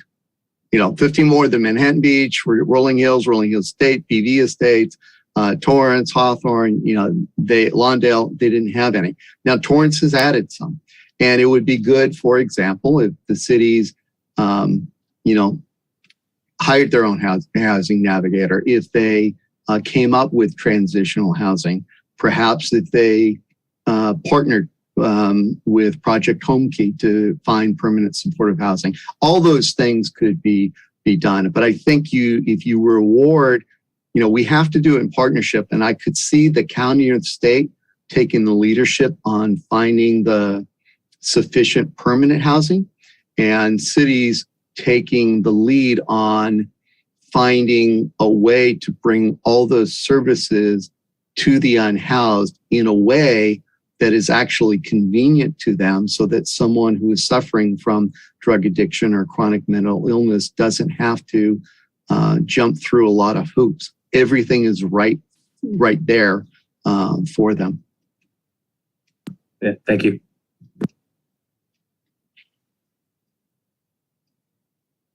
Okay, that's all I have, Chair McCall. Thank you, Mike. Thank you, Joy. Any other questions for the prosecutor's office? This is Commissioner Marinelli, just thanking both of you for coming to our meeting tonight.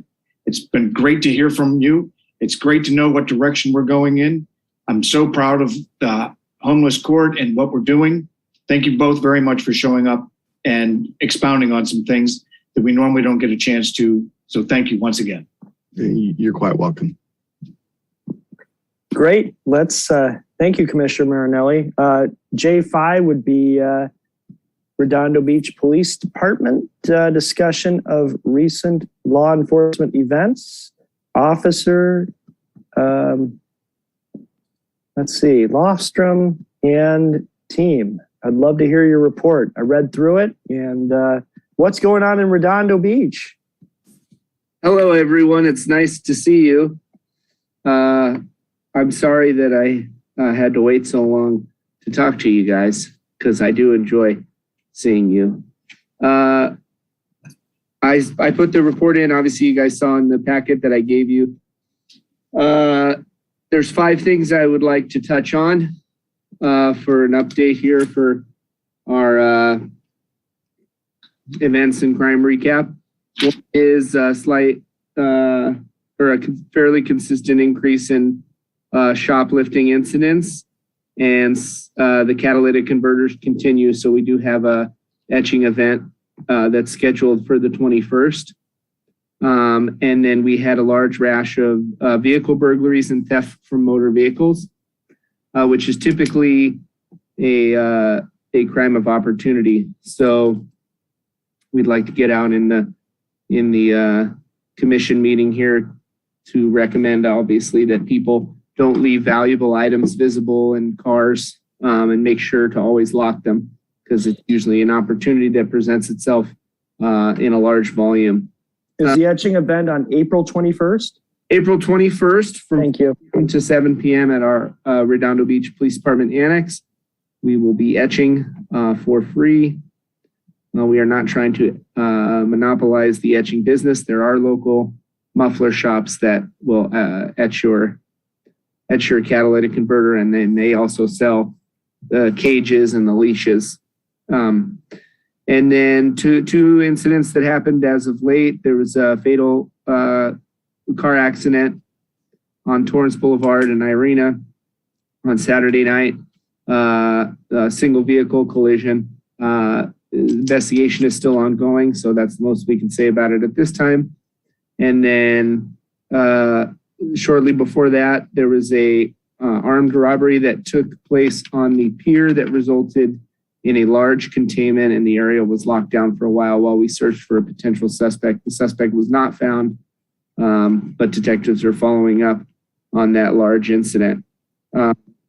So that about wraps up my 5 big points for our recent law enforcement events and crime recap. Does anyone have any questions for me along those lines? I have a question. Yes.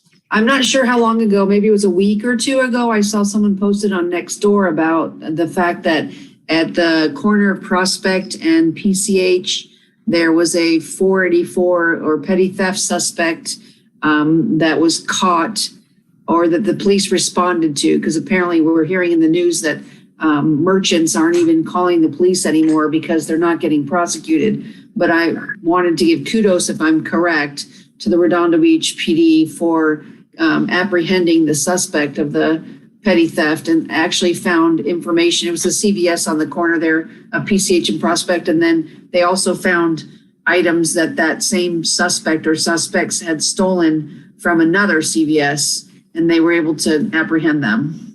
Yes, I am aware of that Nextdoor post. That was, you kind of described the incident to a T there. We responded to a call where, and I might be mistaken on this, but I believe a citizen called in that observed the theft, and then we were able to stop the vehicle. And typically, the mode of operation for this is, they'll go from store to store to store, collecting specific merchandise that's good for resale or what have you. Things like some articles of clothing, a lot of fragrances, stuff like that. But we were able to connect the individuals that we stopped at the store that's in our city with other stores in our city and stores in other cities. So thank you. And we will continue to do our best to curb the issue. We do run into an issue sometimes where merchants are electing not to call us until a substantial duration after the crime occurs. Any other questions? If on that same crime, if the total amount exceeds, say, $1,000, can you convert that into one felony crime, or is it still all misdemeanors? So there's been some legislative changes in the last 5 years or so that kind of modified shoplifting in a sense. So it used to be that if somebody entered a commercial structure and you had facts that were articulable to indicate that they entered with the intent to steal, it didn't have, like, they come in with no money, they have a booster bag or pliers to cut off security tags. If you could articulate facts like that would indicate they entered with the intent to steal, you could charge them with a burglary, no matter what the amount was. So now which is a felony. And then the distinguishment is, and then the values used to be different. So petty theft to felony theft was lower in the 400 range, and then it's moved up to 950. So now you'll have a separate shoplifting charge, even if they enter with intent to shoplift. And so there's a distinguishment between petty theft, misdemeanor, grand theft, which is a felony, and that's the value of the merchandise. And then if you can articulate that they entered with the intent to steal, 459.5 is a subsection of burglary that is for the shoplifting. And if that goes over 1,000, then you can charge them with a burglary on top of the other indications of entering with the intent to steal, and not just crime of opportunity or pretending to shop while they're doing it, etc. Thank you. Any other questions? Yes, I have a question. Hi. On Friday night, and it's actually Saturday morning, like around 1, 2 in the morning, that's when that collision occurred at Torrance and Irina. I only live about a few hundred feet from there. And it sounded like drag racing, race cars, and it went on for a while. I didn't look at my watch, but my guess is like 20 minutes. And then finally it was a big bang, and then it was quiet. It was late or early in the morning on Saturday. But I crossed that intersection almost every day to walk my dog, sometimes during the day, sometimes at night, sometimes late at night. And right where Camino Real crosses on Torrance Boulevard, there's a traffic light there, and as a pedestrian, you push that button. And if it's late at night, that traffic light turns, you get the signal for the pedestrian to walk.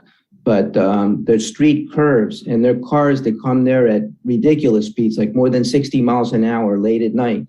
And many times I've almost gotten killed. I've lost the count of how many times I've called the police department to have some patrol there to slow the traffic down. Maybe there's something that we should do to look at encouraging the public to not travel so fast on that strip there, because if you go back into history, and I've lived in this area for a long, long time, there have been many fatalities and people seriously injured. They've crashed into buildings many times. They've killed themselves. They've killed pedestrians on that street between Prospect on along Torrance Boulevard and Pacific Coast Highway. That's all I have to say. Thank you for your comments. So yeah, so the police department would definitely be involved on from an enforcement standpoint on like speed, and there's other factors that go into play, like if the road is surveyed or not. It has to have an up-to-date survey to take speeding all the way to successful conviction in court. But the other portion you're talking about, the more the traffic calming measures is more so like an engineering aspect from the city point of view. But again, this would be something to discuss and potentially bring up at the city council meeting or what have you, to take take a referral on how that can be addressed on Torrance Boulevard there to improve the traffic safety aspect. I think one way to approach it would be getting data and seeing if were more car accidents on that road, and then if there were, then we could bring that up to the committee. Like we could talk about our recommendations, and then we could bring that up to the council. So that might be a good way to approach it. Sure. Sounds like we have 3 subcommittees in formation here, but just go ahead, Officer Lofstrom. Are you looking for a comparison on the volume of traffic collisions that occur on Torrance Boulevard altogether versus every other street in the city? If you narrow down some parameters for me, I might be able to put together some information for you. To include everything might obviously be a substantial undertaking overall, but if you wanted a comparison between 3 or 4 major streets that might garner the same amount of vehicular traffic, that's something that's a little bit more accomplishable. Yeah, I think what street are you talking about, Councilmember Kleinbaum, like to test the hypothesis of,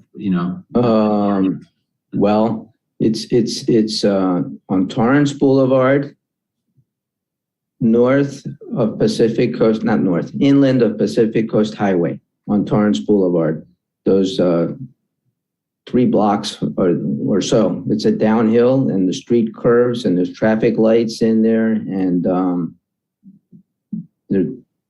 I think you're talking, Commissioner Kleinbaum, I think you're talking between Prospect and PCH.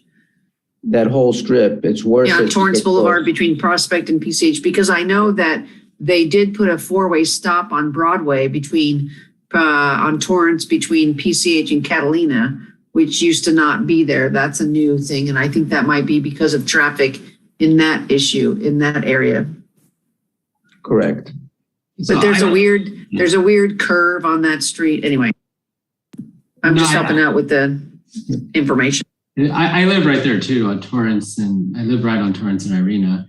And if that's what you're talking about, that area, we could compare that to perhaps an equivalent streets and see if there are more car accidents in that area. And if there are, maybe we would have to get like a road engineer or someone to see if there's some intervention that could be beneficial, and then we could propose that to the council, and then they could legislate on that.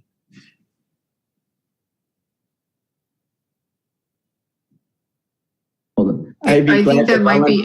Is that something that, Kyle, that we would do to staff? Like at the end of the meeting, we would make a referral to staff. I'm not sure how that works. I would compare it with just a couple of thoughts. Vale and Artesia, as well as Aviation and Artesia, and maybe one other one somewhere in the middle of the city, maybe District 3 or 4. But just a thought on comparison points.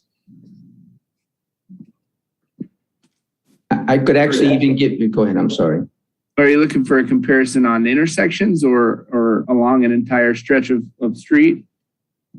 I would say along an entire section of street, maybe Aviation, and then another one would be Artesia, and then the other one would be like Torrance Boulevard, and then maybe one other one that I haven't thought of, but just comparing casualty rates from auto accidents, and if there's a upward trend over the last 5 years on any particular points, and identify that variation and determine any root causes from that data. Can anybody think of any other stretches of Redondo besides Aviation, which is kind of on the border with the other cities?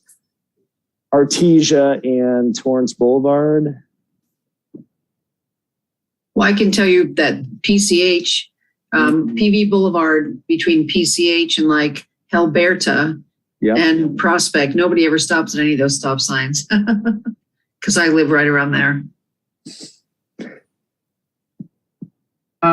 Something to consider would be, before we get a little cart before the horse the collisions is I don't know if you've seen any of the data that we put on Twitter, but we'll set out a traffic.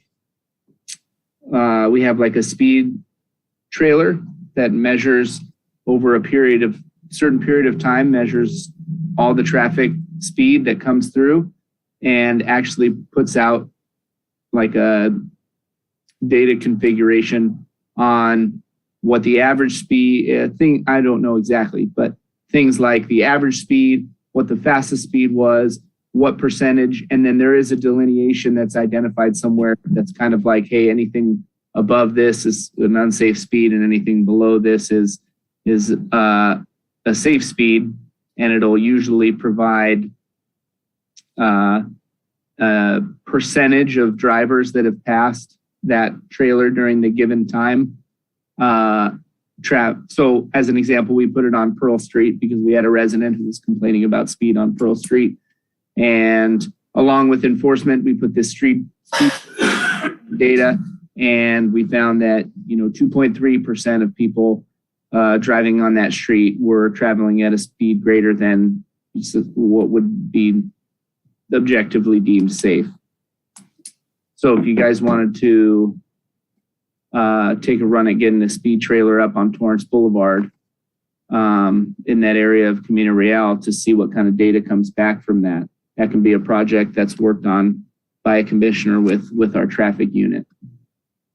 Before we answer that, I see Commissioner Hannon, you have your hand up, and I see Commissioner Gittens there with the NFL sign in the background. If you two gentlemen have any questions, go ahead, sirs.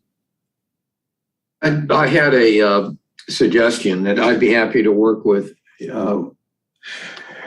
Officer Ostrom or anybody else that go. I have a Swithers data account, which is through California, and a collection of all the crash data in California. And it's the output, it uses TIMS, what's called as the TIMS through UC Berkeley.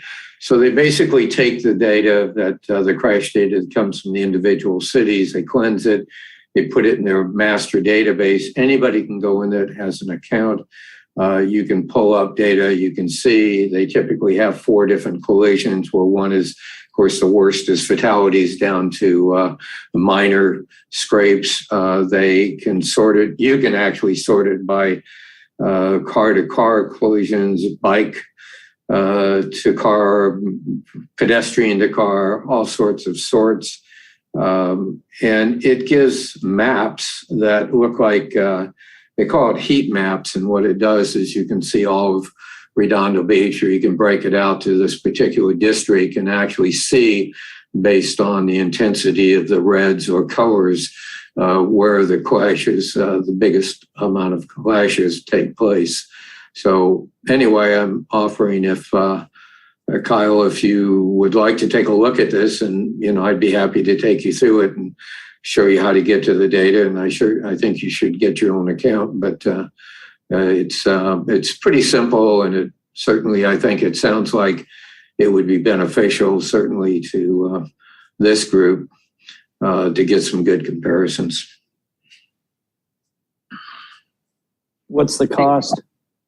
No cost. I would recommend, if you have an account there and you have any data or anything, or if you wanted to pull up just the 90277 and 90278 portions of that data and see what you can bring to the commission in regards to if there's foundation in the complaint about Torrance Boulevard. And then again, there's still the option of, if there was a commissioner that wanted to work with our traffic division to see if they can get the, I don't know exactly what's involved because I haven't been assigned to traffic before in my career, but to see if they can get the speed trailer I discussed up on Torrance Boulevard, to see if we can get some data there in a current span, just in regards to speed issues specifically, because that's obviously in my experience can be a pretty common contributing factor to collisions. It is, and usually it has a lot to do with the severity of the collisions once you have it. But if you'd like, if I have a Zoom And if you give me a call someday, we'll open that up and I'll walk you through all the possibilities. You might find it interesting for, what you do is for a living. So just give me a call. Great. Thank you, Commissioner Hannon. Who's next with their hand up? Commissioner Marinelli? My comment and question are on a different topic regarding policing, so I'll let anyone else that wants to address this particular one with traffic go ahead.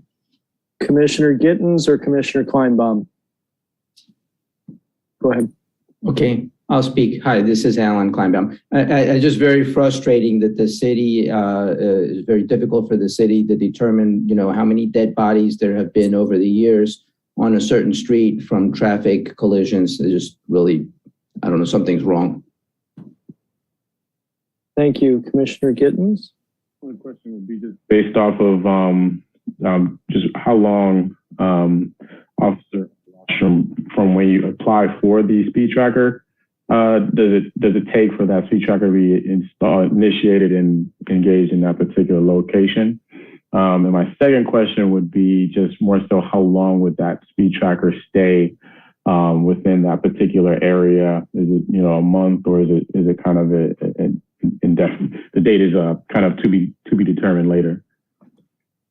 I'll answer that. I don't have all the knowledge. Logistically speaking, the physical setup is not a challenge. I don't know what other planning. Like I said, I've never worked in traffic. I don't know what other planning is necessary for it or approvals by the city to have a trailer out somewhere. That I don't know. The actual physical process of towing a trailer out there and setting it up and turning it on, not substantial. And I think the time period and et cetera is all up for discussion when working on a specific complaint. And then Commissioner Kleinbaum, to address the dead bodies, we know it's if you're referring to fatalities for traffic collisions, I'm able to tell you things like how many traffic collisions we've had that resulted in a fatality in the city. That's not as difficult. The prior discussion about comparing all accidents on Torrance Boulevard in the last 5 years versus all accidents on a stretch of PCH for 5 years against all accidents on a stretch of Artesia for 5 years and all accidents on a stretch of aviation for 5 years would be a much more substantial undertaking than just determining fatal traffic collisions in the city as a whole for just a straight numerical unit. So is there anything more specific in the information? I kind of have somewhat of an idea, and if Commissioner Hannon is able to kind of bring some more information to light with that tool he has, that I'm happy to look at. If you guys had a specific comparison that's more specific, like specifically number of fatals, or let's take how many accidents have occurred on Torrance Boulevard between Prospect and PCH, and how many accidents have occurred on Artesia Boulevard between Aviation and Inglewood for a period of 6 months or a year. That's a much more undertakeable feat. And Kyle, can I jump in for a second? Yes, Chief. I'm not going to deny you a turn to Good evening, Commissioners. Joe Hoffman. Obviously, we've spoken many times before when my previous role when I was in special operations. But, I'm hearing all the talk about traffic collisions. So I wanted to show you something here. So I did a presentation to City Council on March 1st, and part of that presentation included traffic collision statistics reporting. So there's a lot of data here that might answer some of the questions that you're interested in. Mr. Hannon, we do have access to SWTR's data, and we do use SWTR's data to monitor some of our collisions. The issue with SWTR's is it doesn't necessarily collect data on all types of collisions. It's only the collisions that are reported to CHP. So if you look at this chart, you'll see in 2021, non-injury collisions, it is the highest category for all of our years here. This is going back 5 years. But in 2021, there was 377 non-injury collisions, which is a significant indicator of where we're having traffic-related issues. The majority of those non-injury collisions aren't going to be reported to SWITers because there isn't a CHP 555 report completed, which would generate the SWITers data. Where this information that you're seeing here is based on the data that we document in our CAD system. So it's a much more accurate reflection of the types of accidents and the number of accidents that we're having.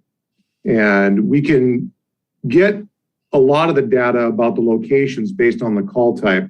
We just switched recently from our CAD system from Pulseum over to Mark 43, and we're still working on the interface that's going to allow us to mine the data and provide much more accurate reporting when it comes to this through our crime analysis unit. But as you can see here, these charts that we prepared, which is pretty recent, this was just from March 1st, it talks about all the different types of collisions and a lot of those categories that were already brought up. Vehicle versus bicyclist, vehicle versus pedestrian, and it also makes a distinction about when they are and are not injured. So traffic has obviously been a very, very significant source of concern and complaints for us. I'll stop sharing that. And something that we're going to continue focusing on through our public opinion polling software, traffic and safety continually is the #1 item in the city. And we dedicate a lot of resources to making sure that we can focus on that. Let me see if I can have one more interesting, since I got you now. Let's see here.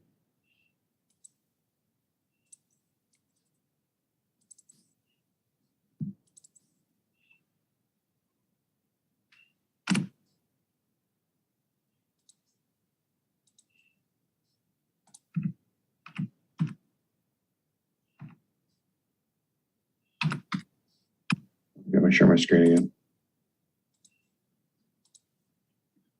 So this is part of the, I believe I mentioned Zen City program to you before, but this is part of the program that we use to monitor the issues that are being brought up as the top priorities amongst residents in the city that have not requested police services. And I know it's kind of hard to see because the way I did this slide, I wanted to have the monthly report for February for just one area of the city and then the overall monthly report. But if you look at these bar graphs down here at the bottom, the top one, which is kind of like the pink type color, that's streets and traffic. And that is absolutely the #1 category. It has been ever since we started this program, and it probably will continue to be. And that's why we're so focused on it. And we're dealing with a lot of different issues related to traffic-related concerns right now. We've really stepped up with the loud exhaust enforcement, and we're tracking that right now. And as well as you may have noticed the signboards out there on Catalina and Torrance Boulevard. And we've had several details for those types of requests. And we've reinstituted the traffic hotline. So I encourage anybody, if you're talking to the neighbors, you're hearing about a complaint about a specific stop sign. I don't even know. I tried to ask somebody from engineering how many stop signs we have in the city, and I wasn't even able to get an accurate number. I'm not sure. And everybody says that nobody stops for any stop signs in the entire city. Well, we're authorized for 95 police officers. Right now we have 88. We're down 7. We have several more out injured. So, and that counts all of us. So if we don't have enough officers to have at every single stop sign, but we absolutely 100% will dedicate resources when we have a complaint area. So the hotline number is 310-937-6605. I asked the acting traffic sergeant to make a link on the police department website last week. So it's up on the website so we can collect those. And I've been seeing it in the logs where we are documenting those complaint areas and detailing officers to perform enforcement activity. And although we can't be at every location all the time, we absolutely will dedicate resources to the complaint areas and try to make an impact by having some level of enforcement and police presence in the area. So we're continually monitoring the data that we're getting from our public opinion polling software, the complaints that are coming in on the traffic hotline, and trying to make sure that we're organizing traffic-related details in areas throughout the city on all 7 days of the week so that we can make sure that the traffic enforcement issues are a top priority. So I know the meeting's gone on for a long time, but since I'm here now, if anybody has any specific questions for me, I'd be happy to address any questions you might have. Commissioner Hannon. Oh, thank you. And thank you, Chief Kaufman, and congratulations again. I'm your Facebook friend, by the way. Actually, I was very, very happy to hear that there was promotion within the city and you were chosen. It's deserving. I had a question regarding the data that you just showed. I'm ex-engineer for 45 years, so I'm really in love with data. I was wondering if there was a database that I could get these types of extractions. I mean, I do like the automation that Swithers has, but it's kind of strange that CHP are reporting data from Redondo Beach, but it would be interesting to compare the two and to maybe get an extraction on a yearly basis or something, maybe take a look at. Obviously, everybody here seems to be pretty savvy, what that means to our community and where the hot spots are in our city. And I'm sure you're looking at those same things from a crime report to a collision report. And certainly it helps us pinpoint the real problems and maybe, do a cause and corrective action on it. Maybe we'll discover enforcement's the answer. Maybe it's engineering's the answer. But if we don't look at the data, we'll never know. So I applaud you for having that kind of data. And I was wondering if I could get access to it. All the data that we have is subject to public records requests. So if there's a specific type of data that you want that maybe I'm not even thinking of, I would encourage you to submit a public records request and ask for it. And then we'll go through the process of determining if it's something that's readily available or if the nature and scope of the data that you're requesting would be so labor intensive for us to produce that it's just not a feasible request. However, I'm not sure exactly what type of data you would want, but absolutely, it's all subject to disclosure. We do our best to try to track all of the data that we get based on the calls for service and the combination of the types of reporting that we have. And that's the interesting thing about Switter's data. I was a traffic officer for many years, a long time ago now, but I remember on certain types of reports, them specifically us indicating that they did not go to Switter's. Certain types of collisions that involve emergency vehicles, city vehicle versus city vehicle, things like that, where it's self-insured or non-injury.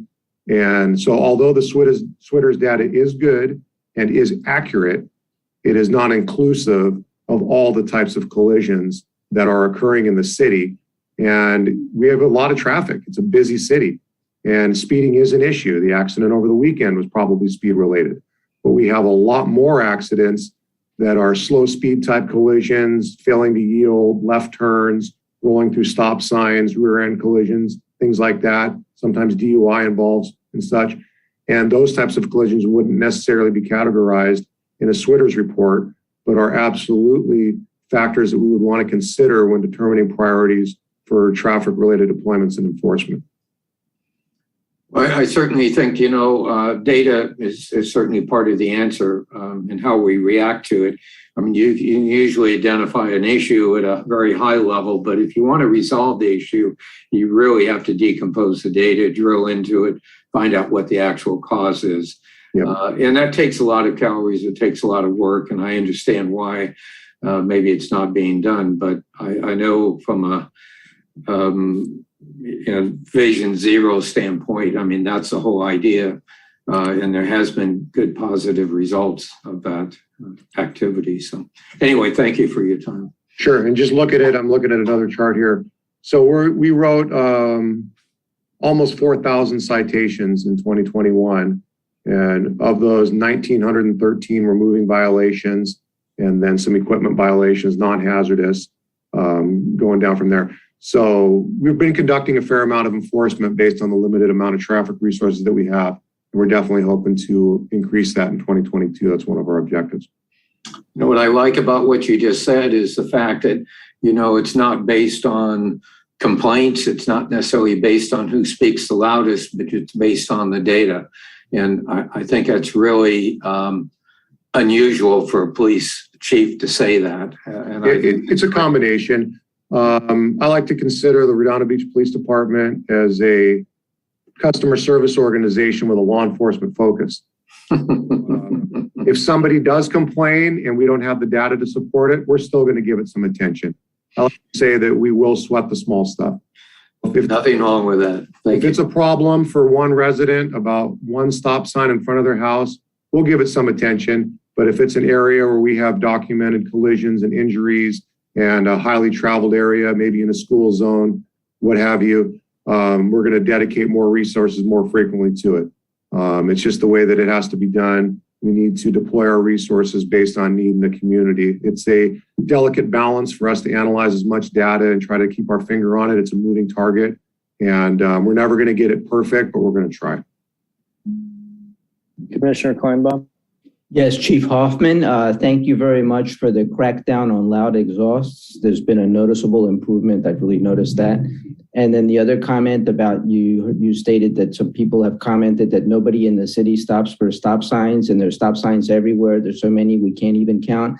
I agree with all of that. And so if the public isn't going to respect the stop signs and the police department can't enforce it, maybe all those stop signs should be removed.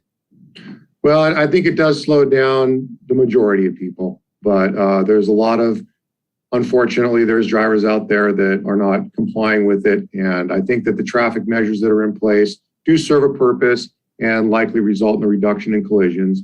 And although there's a lot of stop signs, we're going to do our best to conduct reasonable enforcement and hopefully keep the streets safe. Commissioner Gupta. Thank you so much for the great work, and you guys do an awesome job with the data. I was wondering, is it always precipitated by a complaint, or do you guys just analyze where, where like the high density spots of traffic accidents are, and then put interventions there preemptively before getting? Oh, absolutely. Yeah. Being proactive is probably the biggest thing. So generally speaking, we'll deploy our traffic officers and direct them into the areas where we have the highest concentrations of traffic and where the officers themselves have noticed that they've been taking a lot of traffic accidents. And I was a motorcycle officer for years, and we would focus on the major arteries during rush hour, where that's where the highest concentration of vehicles was and the highest likelihood that there could be a collision. If I noticed that there was an area where there was problematic left turning situation and failing to yield collisions occurring, then I would make the determination that I needed to provide additional enforcement in that area. We provide a lot of opportunity for discretion for the members of our department because we empower them to conduct their operations and perform services at the level that we expect without having to be micromanaged and told this is exactly how we want them to do it. So we provide the tools and the resources so that the proactive nature of the law enforcement is actually the primary method of law enforcement. However, we will always respond to the reasonable requests from the citizens. And then how does that work with the engineering? Like if there's something that needs to be changed, is it if an officer can if they feel like there's some added stop sign or something, they work with engineering and they trigger we can make a recommendation. The police department doesn't have the authority to have stop signs installed. However, if there's traffic calming measures or traffic control devices that we feel will be beneficial, we do work closely with the other city departments and we can make suggestions that would likely be presented to city council, maybe as part of a larger traffic calming project and considered for installation. Thank you. Great. Thank you, Chief Hoffman. You bet. Yeah. I just wanted to jump on. I wanted to take an opportunity just to say hi to everybody anyways. Chief Hoffman, I have a question for you, if I may. Sure. Of I'm course. going to pivot away from traffic, something that is more vital to the 1,000 of us that live in the villages. And my comment first is, reading in the Easy Reader this week, I love the idea of rehousing. I like that word as well, and putting police back in the harbor substation. And I think that'll dovetail perfectly with opening of the skate park, because I think you're going to have to police differently. Having people sitting, eating food across from the International Boardwalk is what it will be like when you open the skate park. In Hermosa Beach, when they opened the skate park, they were able to take advantage of having crossing guards look out for minors at the hours that they were allowed in the skate park.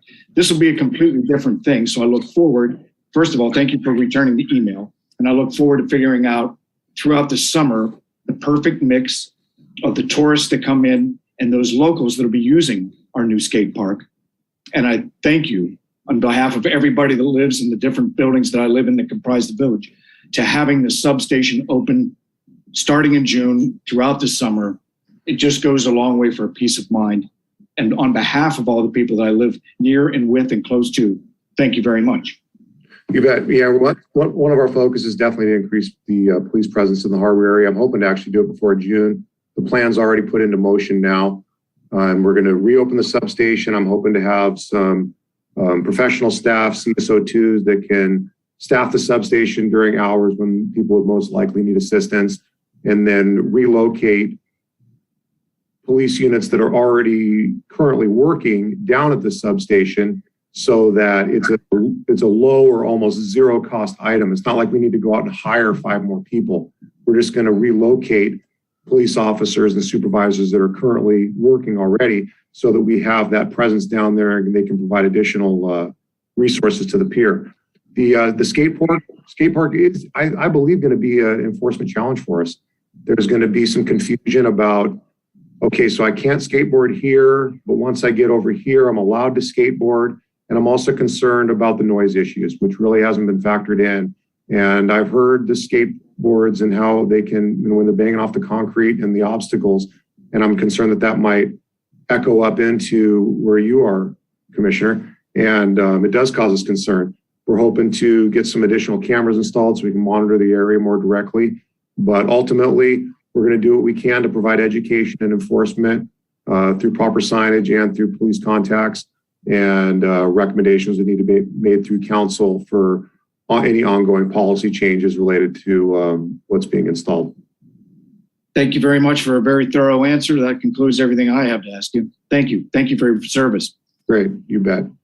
And all the commissioners are welcome to reach out to me anytime if you have any questions. I'll either do my best to get back to you personally, or I'll refer you to a subject matter expert in the department that would respond more appropriately based on the question that you might be asking. So thank you for letting me chat with you a little bit tonight.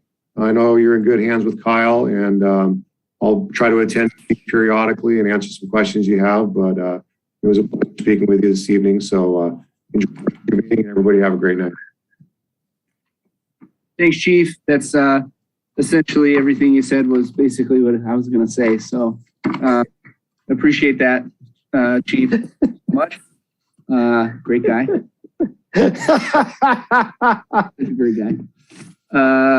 Chair, you can proceed if you're all clear on the current agenda item that you're on. Great. Thank you, Officer Lofstrom. I think we're going to close J5. If I need a motion to close, we can do that. You can proceed. Thank you. Community policing events, J6. Back to you, Officer Lofstrom. Okay. So some of the events we had going on, I know I saw you once in February, but around since the time is in January is our Coffee with a Cop we had in January. We're going to recreate that same style here in March 26th down on the Esplanade. So if you want to have some coffee with, a couple nice, handsome police officers, please feel free to come down to the Esplanade on Saturday morning and have some coffee with us. And you can talk to us about anything, any events, data, metrics, stuff like that we can, go over and whatnot. Homeless Court is going to be on March 23rd. I know that was a huge discussion point for us already. So we're at the Farmers Market on February 10th. And we participated in the South Bay Homeless Count on the 23rd, and they'll have another one coming up on the 26th. We did a little St. Patrick's Day snow cone handout event over at Alta Vista, which went pretty well. We had some green snow cones, if you caught us there on Instagram. A couple of things coming up. are going to be a career day and a jogathon over at some of our schools. April is Sexual Assault Awareness Month, and then we'll be at the Farmers Market again on April 7th. The Citizens Academy is still ongoing. That goes all the way through near the end of April. And there's a class in the fall and in the spring every year, or at least that's my intention. And I highly recommend, it's a substantial learning experience about the police department for anybody that has interest. So you can reach out directly to me for that, and I'll put you on the short list for our fall class. Other than that, I think that about covers our community policing events and activities. Is there any questions regarding those? Commissioner Gupta, I see your hand still up, just making sure. Where are you? I apologize, that was from before, but I do have a question. Is there like a general calendar for a homeless court, like that I can, see the next few events so I can attend? There's a list of dates in my office. I'll find it and I'll get you the next several. Okay, and it has the times and the locations and stuff too. The times is typically always the same. It's always going to be the court start time of 8:30 is what's on the court schedule as Mike Webb had said earlier. So it's typically the same time every time, and it's usually a later Wednesday in the month. So it's 8:30 till 11 or something? Depends how many cases they're working on. As you heard, they're doing the most they've ever done before. 39, I think she said. So it depends. It's not a firm end. But if you show up kind of between 8:30 and 9 and sit for a little bit, I think you get the gist. Commissioner Coig has attended. So if you're looking for an idea of what you're going to experience, she can kind of fill you in as well. Okay, cool. Thank you. Yeah, you can reach out to me if you want to, Commissioner Gupta. I don't know how we do that because I'm not sure how we get a hold of each other, but and let you know it's pretty informative, and you can also call the prosecutor's office and they'll tell you exactly what's going on. But it's usually like the 3rd or 4th Wednesday of the month. Okay, thank you. I have a roster for the commission that I can share with one, unless anyone objects. I would like that to be shared because I don't know how to get a hold of anyone. Does anyone object to the sharing of the roster? No. I think we just need to be mindful that you cannot send an email to more than 2 commissioners at a time because that would violate the Brown Act. So if you're going to reach out, I would suggest reaching out to just 1 commissioner at a time. Usually picking up the phone is the best way to do it. Correct. Name, email, and phone. Does anyone object to sharing of the information? Okay. Chair, you can proceed with your agenda. Thank you. I noticed also on the arrest records that there was social security numbers on some of the suspects, and I was that kind of made me a little bit nervous when I was reviewing the crime report, but just a thought there as well about privacy and so forth. I did see that. Let's go with the volunteers in policing. This will be quick. The preparer of said report has been out for a little bit.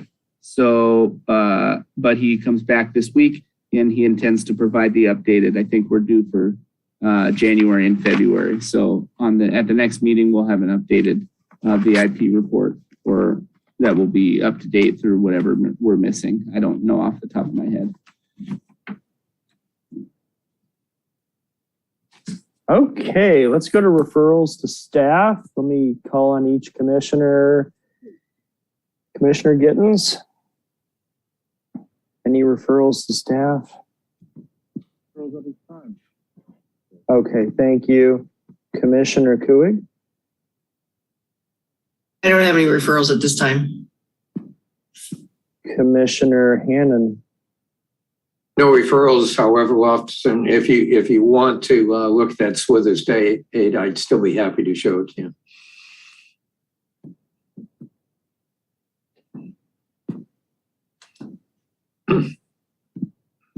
Great. Commissioner Gupta? No. Commissioner Kleinbaum? None at the moment. And Commissioner Marinelli? No referrals. Well, I would just recap briefly that if there was a motion to put a trailer on Torrance Boulevard, I would be glad to hear out a motion for that for data for the next meeting. That would be one item. Officer Lostrom, do you have a response to that? I would recommend a motion for a commissioner to, if a commissioner wants to take the lead, to get in touch with our traffic unit to get some more information on how that's accomplished. Because I wouldn't say I have enough info right now to Gotcha. Do I hear a motion for Commissioner Kleinbaum to do that, or another commissioner? Go ahead. No, I mean, I think Commissioner Kleinbaum was interested and he's there. I think that might make sense for him to be the go-to person to reach out to the traffic to see if we can get something in place there. I make that motion. Any seconds? I'll second that motion. Okay, roll call, please. Commissioner Hannon? Aye. Commissioner Koenig? Aye. Commissioner Marinelli? Aye. Commissioner Gupta? Aye. Commissioner Gall? Aye. Commissioner Kleinbaum? Aye. Commissioner Gittens? Did we lose him? Oh, no. Was that a yes? Cool. I'll take it. Alan, I'll get you, I have to identify exactly who's in charge of that, and then I'll give you an email with their direct contact information. And I'll see if I can get them to reach out to you right away also. Looking forward to it. Thank you. Awesome. The other two that I've noticed, just a brief mention to the commissioners about speed cameras and healthy living and so forth, criteria for reporting safety ratings for the city. I would just say that two commissioners here, if I missed anybody, let me know now, but Commissioners Hannon and Gupta seem to be good to run that NFL football forward at the next city council meeting.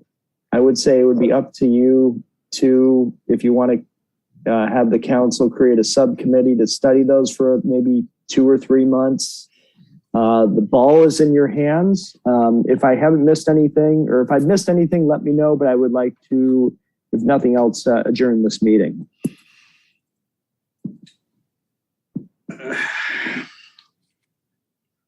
I would be happy to take this forward to City Council, but I think I'm already on the agenda to speak for my 3 minutes, and I can only have one subject. So I may not speak at this next meeting coming up, but I'd be happy to speak at the following meeting.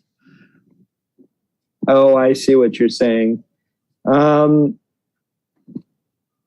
Is there anybody else on Commissioner Hannon's Bicycle Safety Commission that could take that and run with it? Just curious. I can. We would love to have you speak before City Council with your 3 minutes, and then maybe focus on the speed camera discussion and asking them to delegate an agenda item to discuss that at our April meeting. Does that sound like a cool deal for everybody? Anybody object to that strategy? Alan, I sent you the bill that's they're trying to pass too, so you're already aware of it. So anything I can do to fill in the blanks, let me know. Okay, I'll do it. Thank you. Sounds like a good pump fake. So we'll look forward to getting something studied by council. Do you have a comment, Officer Lofstrom? Nope. Okay, great. Anything else? All right. No, just Commissioner, when you are chair, when you adjourn, will you just call out the time for me? Sure. Yes, sir. Officer Sprangle, good to see you. Any comments? I just had a quick question. Sprangle, I'm acting captain in special operations. What kind of speed camera are you talking about? Go ahead, Commissioner Hannon or Commissioner Kleinbaum. You're talking about the bill that we're trying to get passed? Is that to add speed cameras in the city? Yes, it's actually basically what the bill says, that each municipality in the state of California can do this. It's not requiring it, but if there's an issue around the schools, you can actually install these speed cameras. They'll basically record the license and the speeds and so on and so forth. And there is a specific way to handle that that's outside of the court that they're offering. So it's not labor intensive, and it's also kind of the penalties are equal to the environment in that particular city. So it's not a hardship for most people, but it is a ticket. And it's a pretty good program. Matter of fact, Steve, how about if I send you a copy of it? You take a look at it, because right now I'm trying to collect information on it. Who's going to support it? If you see something wrong with it, let me know. I'll get that back to our state representation. Thanks, Jim. Appreciate it. Okay. I remember that there was a town somewhere in the Midwest that had a speed camera and gave out like hundreds of speeding tickets a month, and they were like $300 a piece. And that's a lot of money back then. But it seems like we're swinging back and forth with that. So I look forward to seeing what the scope and criteria are for the speed camera with near schools. If done right, it can be effective, but I think we have to be careful. But I'm going to interject now. You can't do a speed camera to like collect information and give people tickets. It's unconstitutional. It's been found in California. So if they want to do a speed study and they want to just find out what the information is in terms of studies for like how fast in the neighborhood people are going, that's different than being able to give speed tickets, because those are not constitutional. This is what's being proposed, though. If you'd like, listen, why don't I send that information to Kyle, and you can just... Yes, please. Yeah, because, yes, please. You know, it doesn't have all the... I mean, it has enough information, and I think you can get an opinion on it, but there is a backup presentation to this, too, that you probably benefit from. But anyway, at least you'll be aware of it. Thank you for the information. I would like to adjourn the meeting at 9:42 unless anybody has any further comments. I'll so move. Yes, please. I third. Got a second. I wish everybody a good night. It's been a pleasure having. And when's the next meeting? Third Monday. Next meeting is May 19th. Oh, May 19th. Okay. I'm sorry. That was way off. May 16th. Monday, May 16th. Wow. Get my taxes done. Okay, great. At 7 p.m. The next Yes. meeting's May 16th at 7 p.m. 7 p.m., May 16th. Same bat channel, same bat time.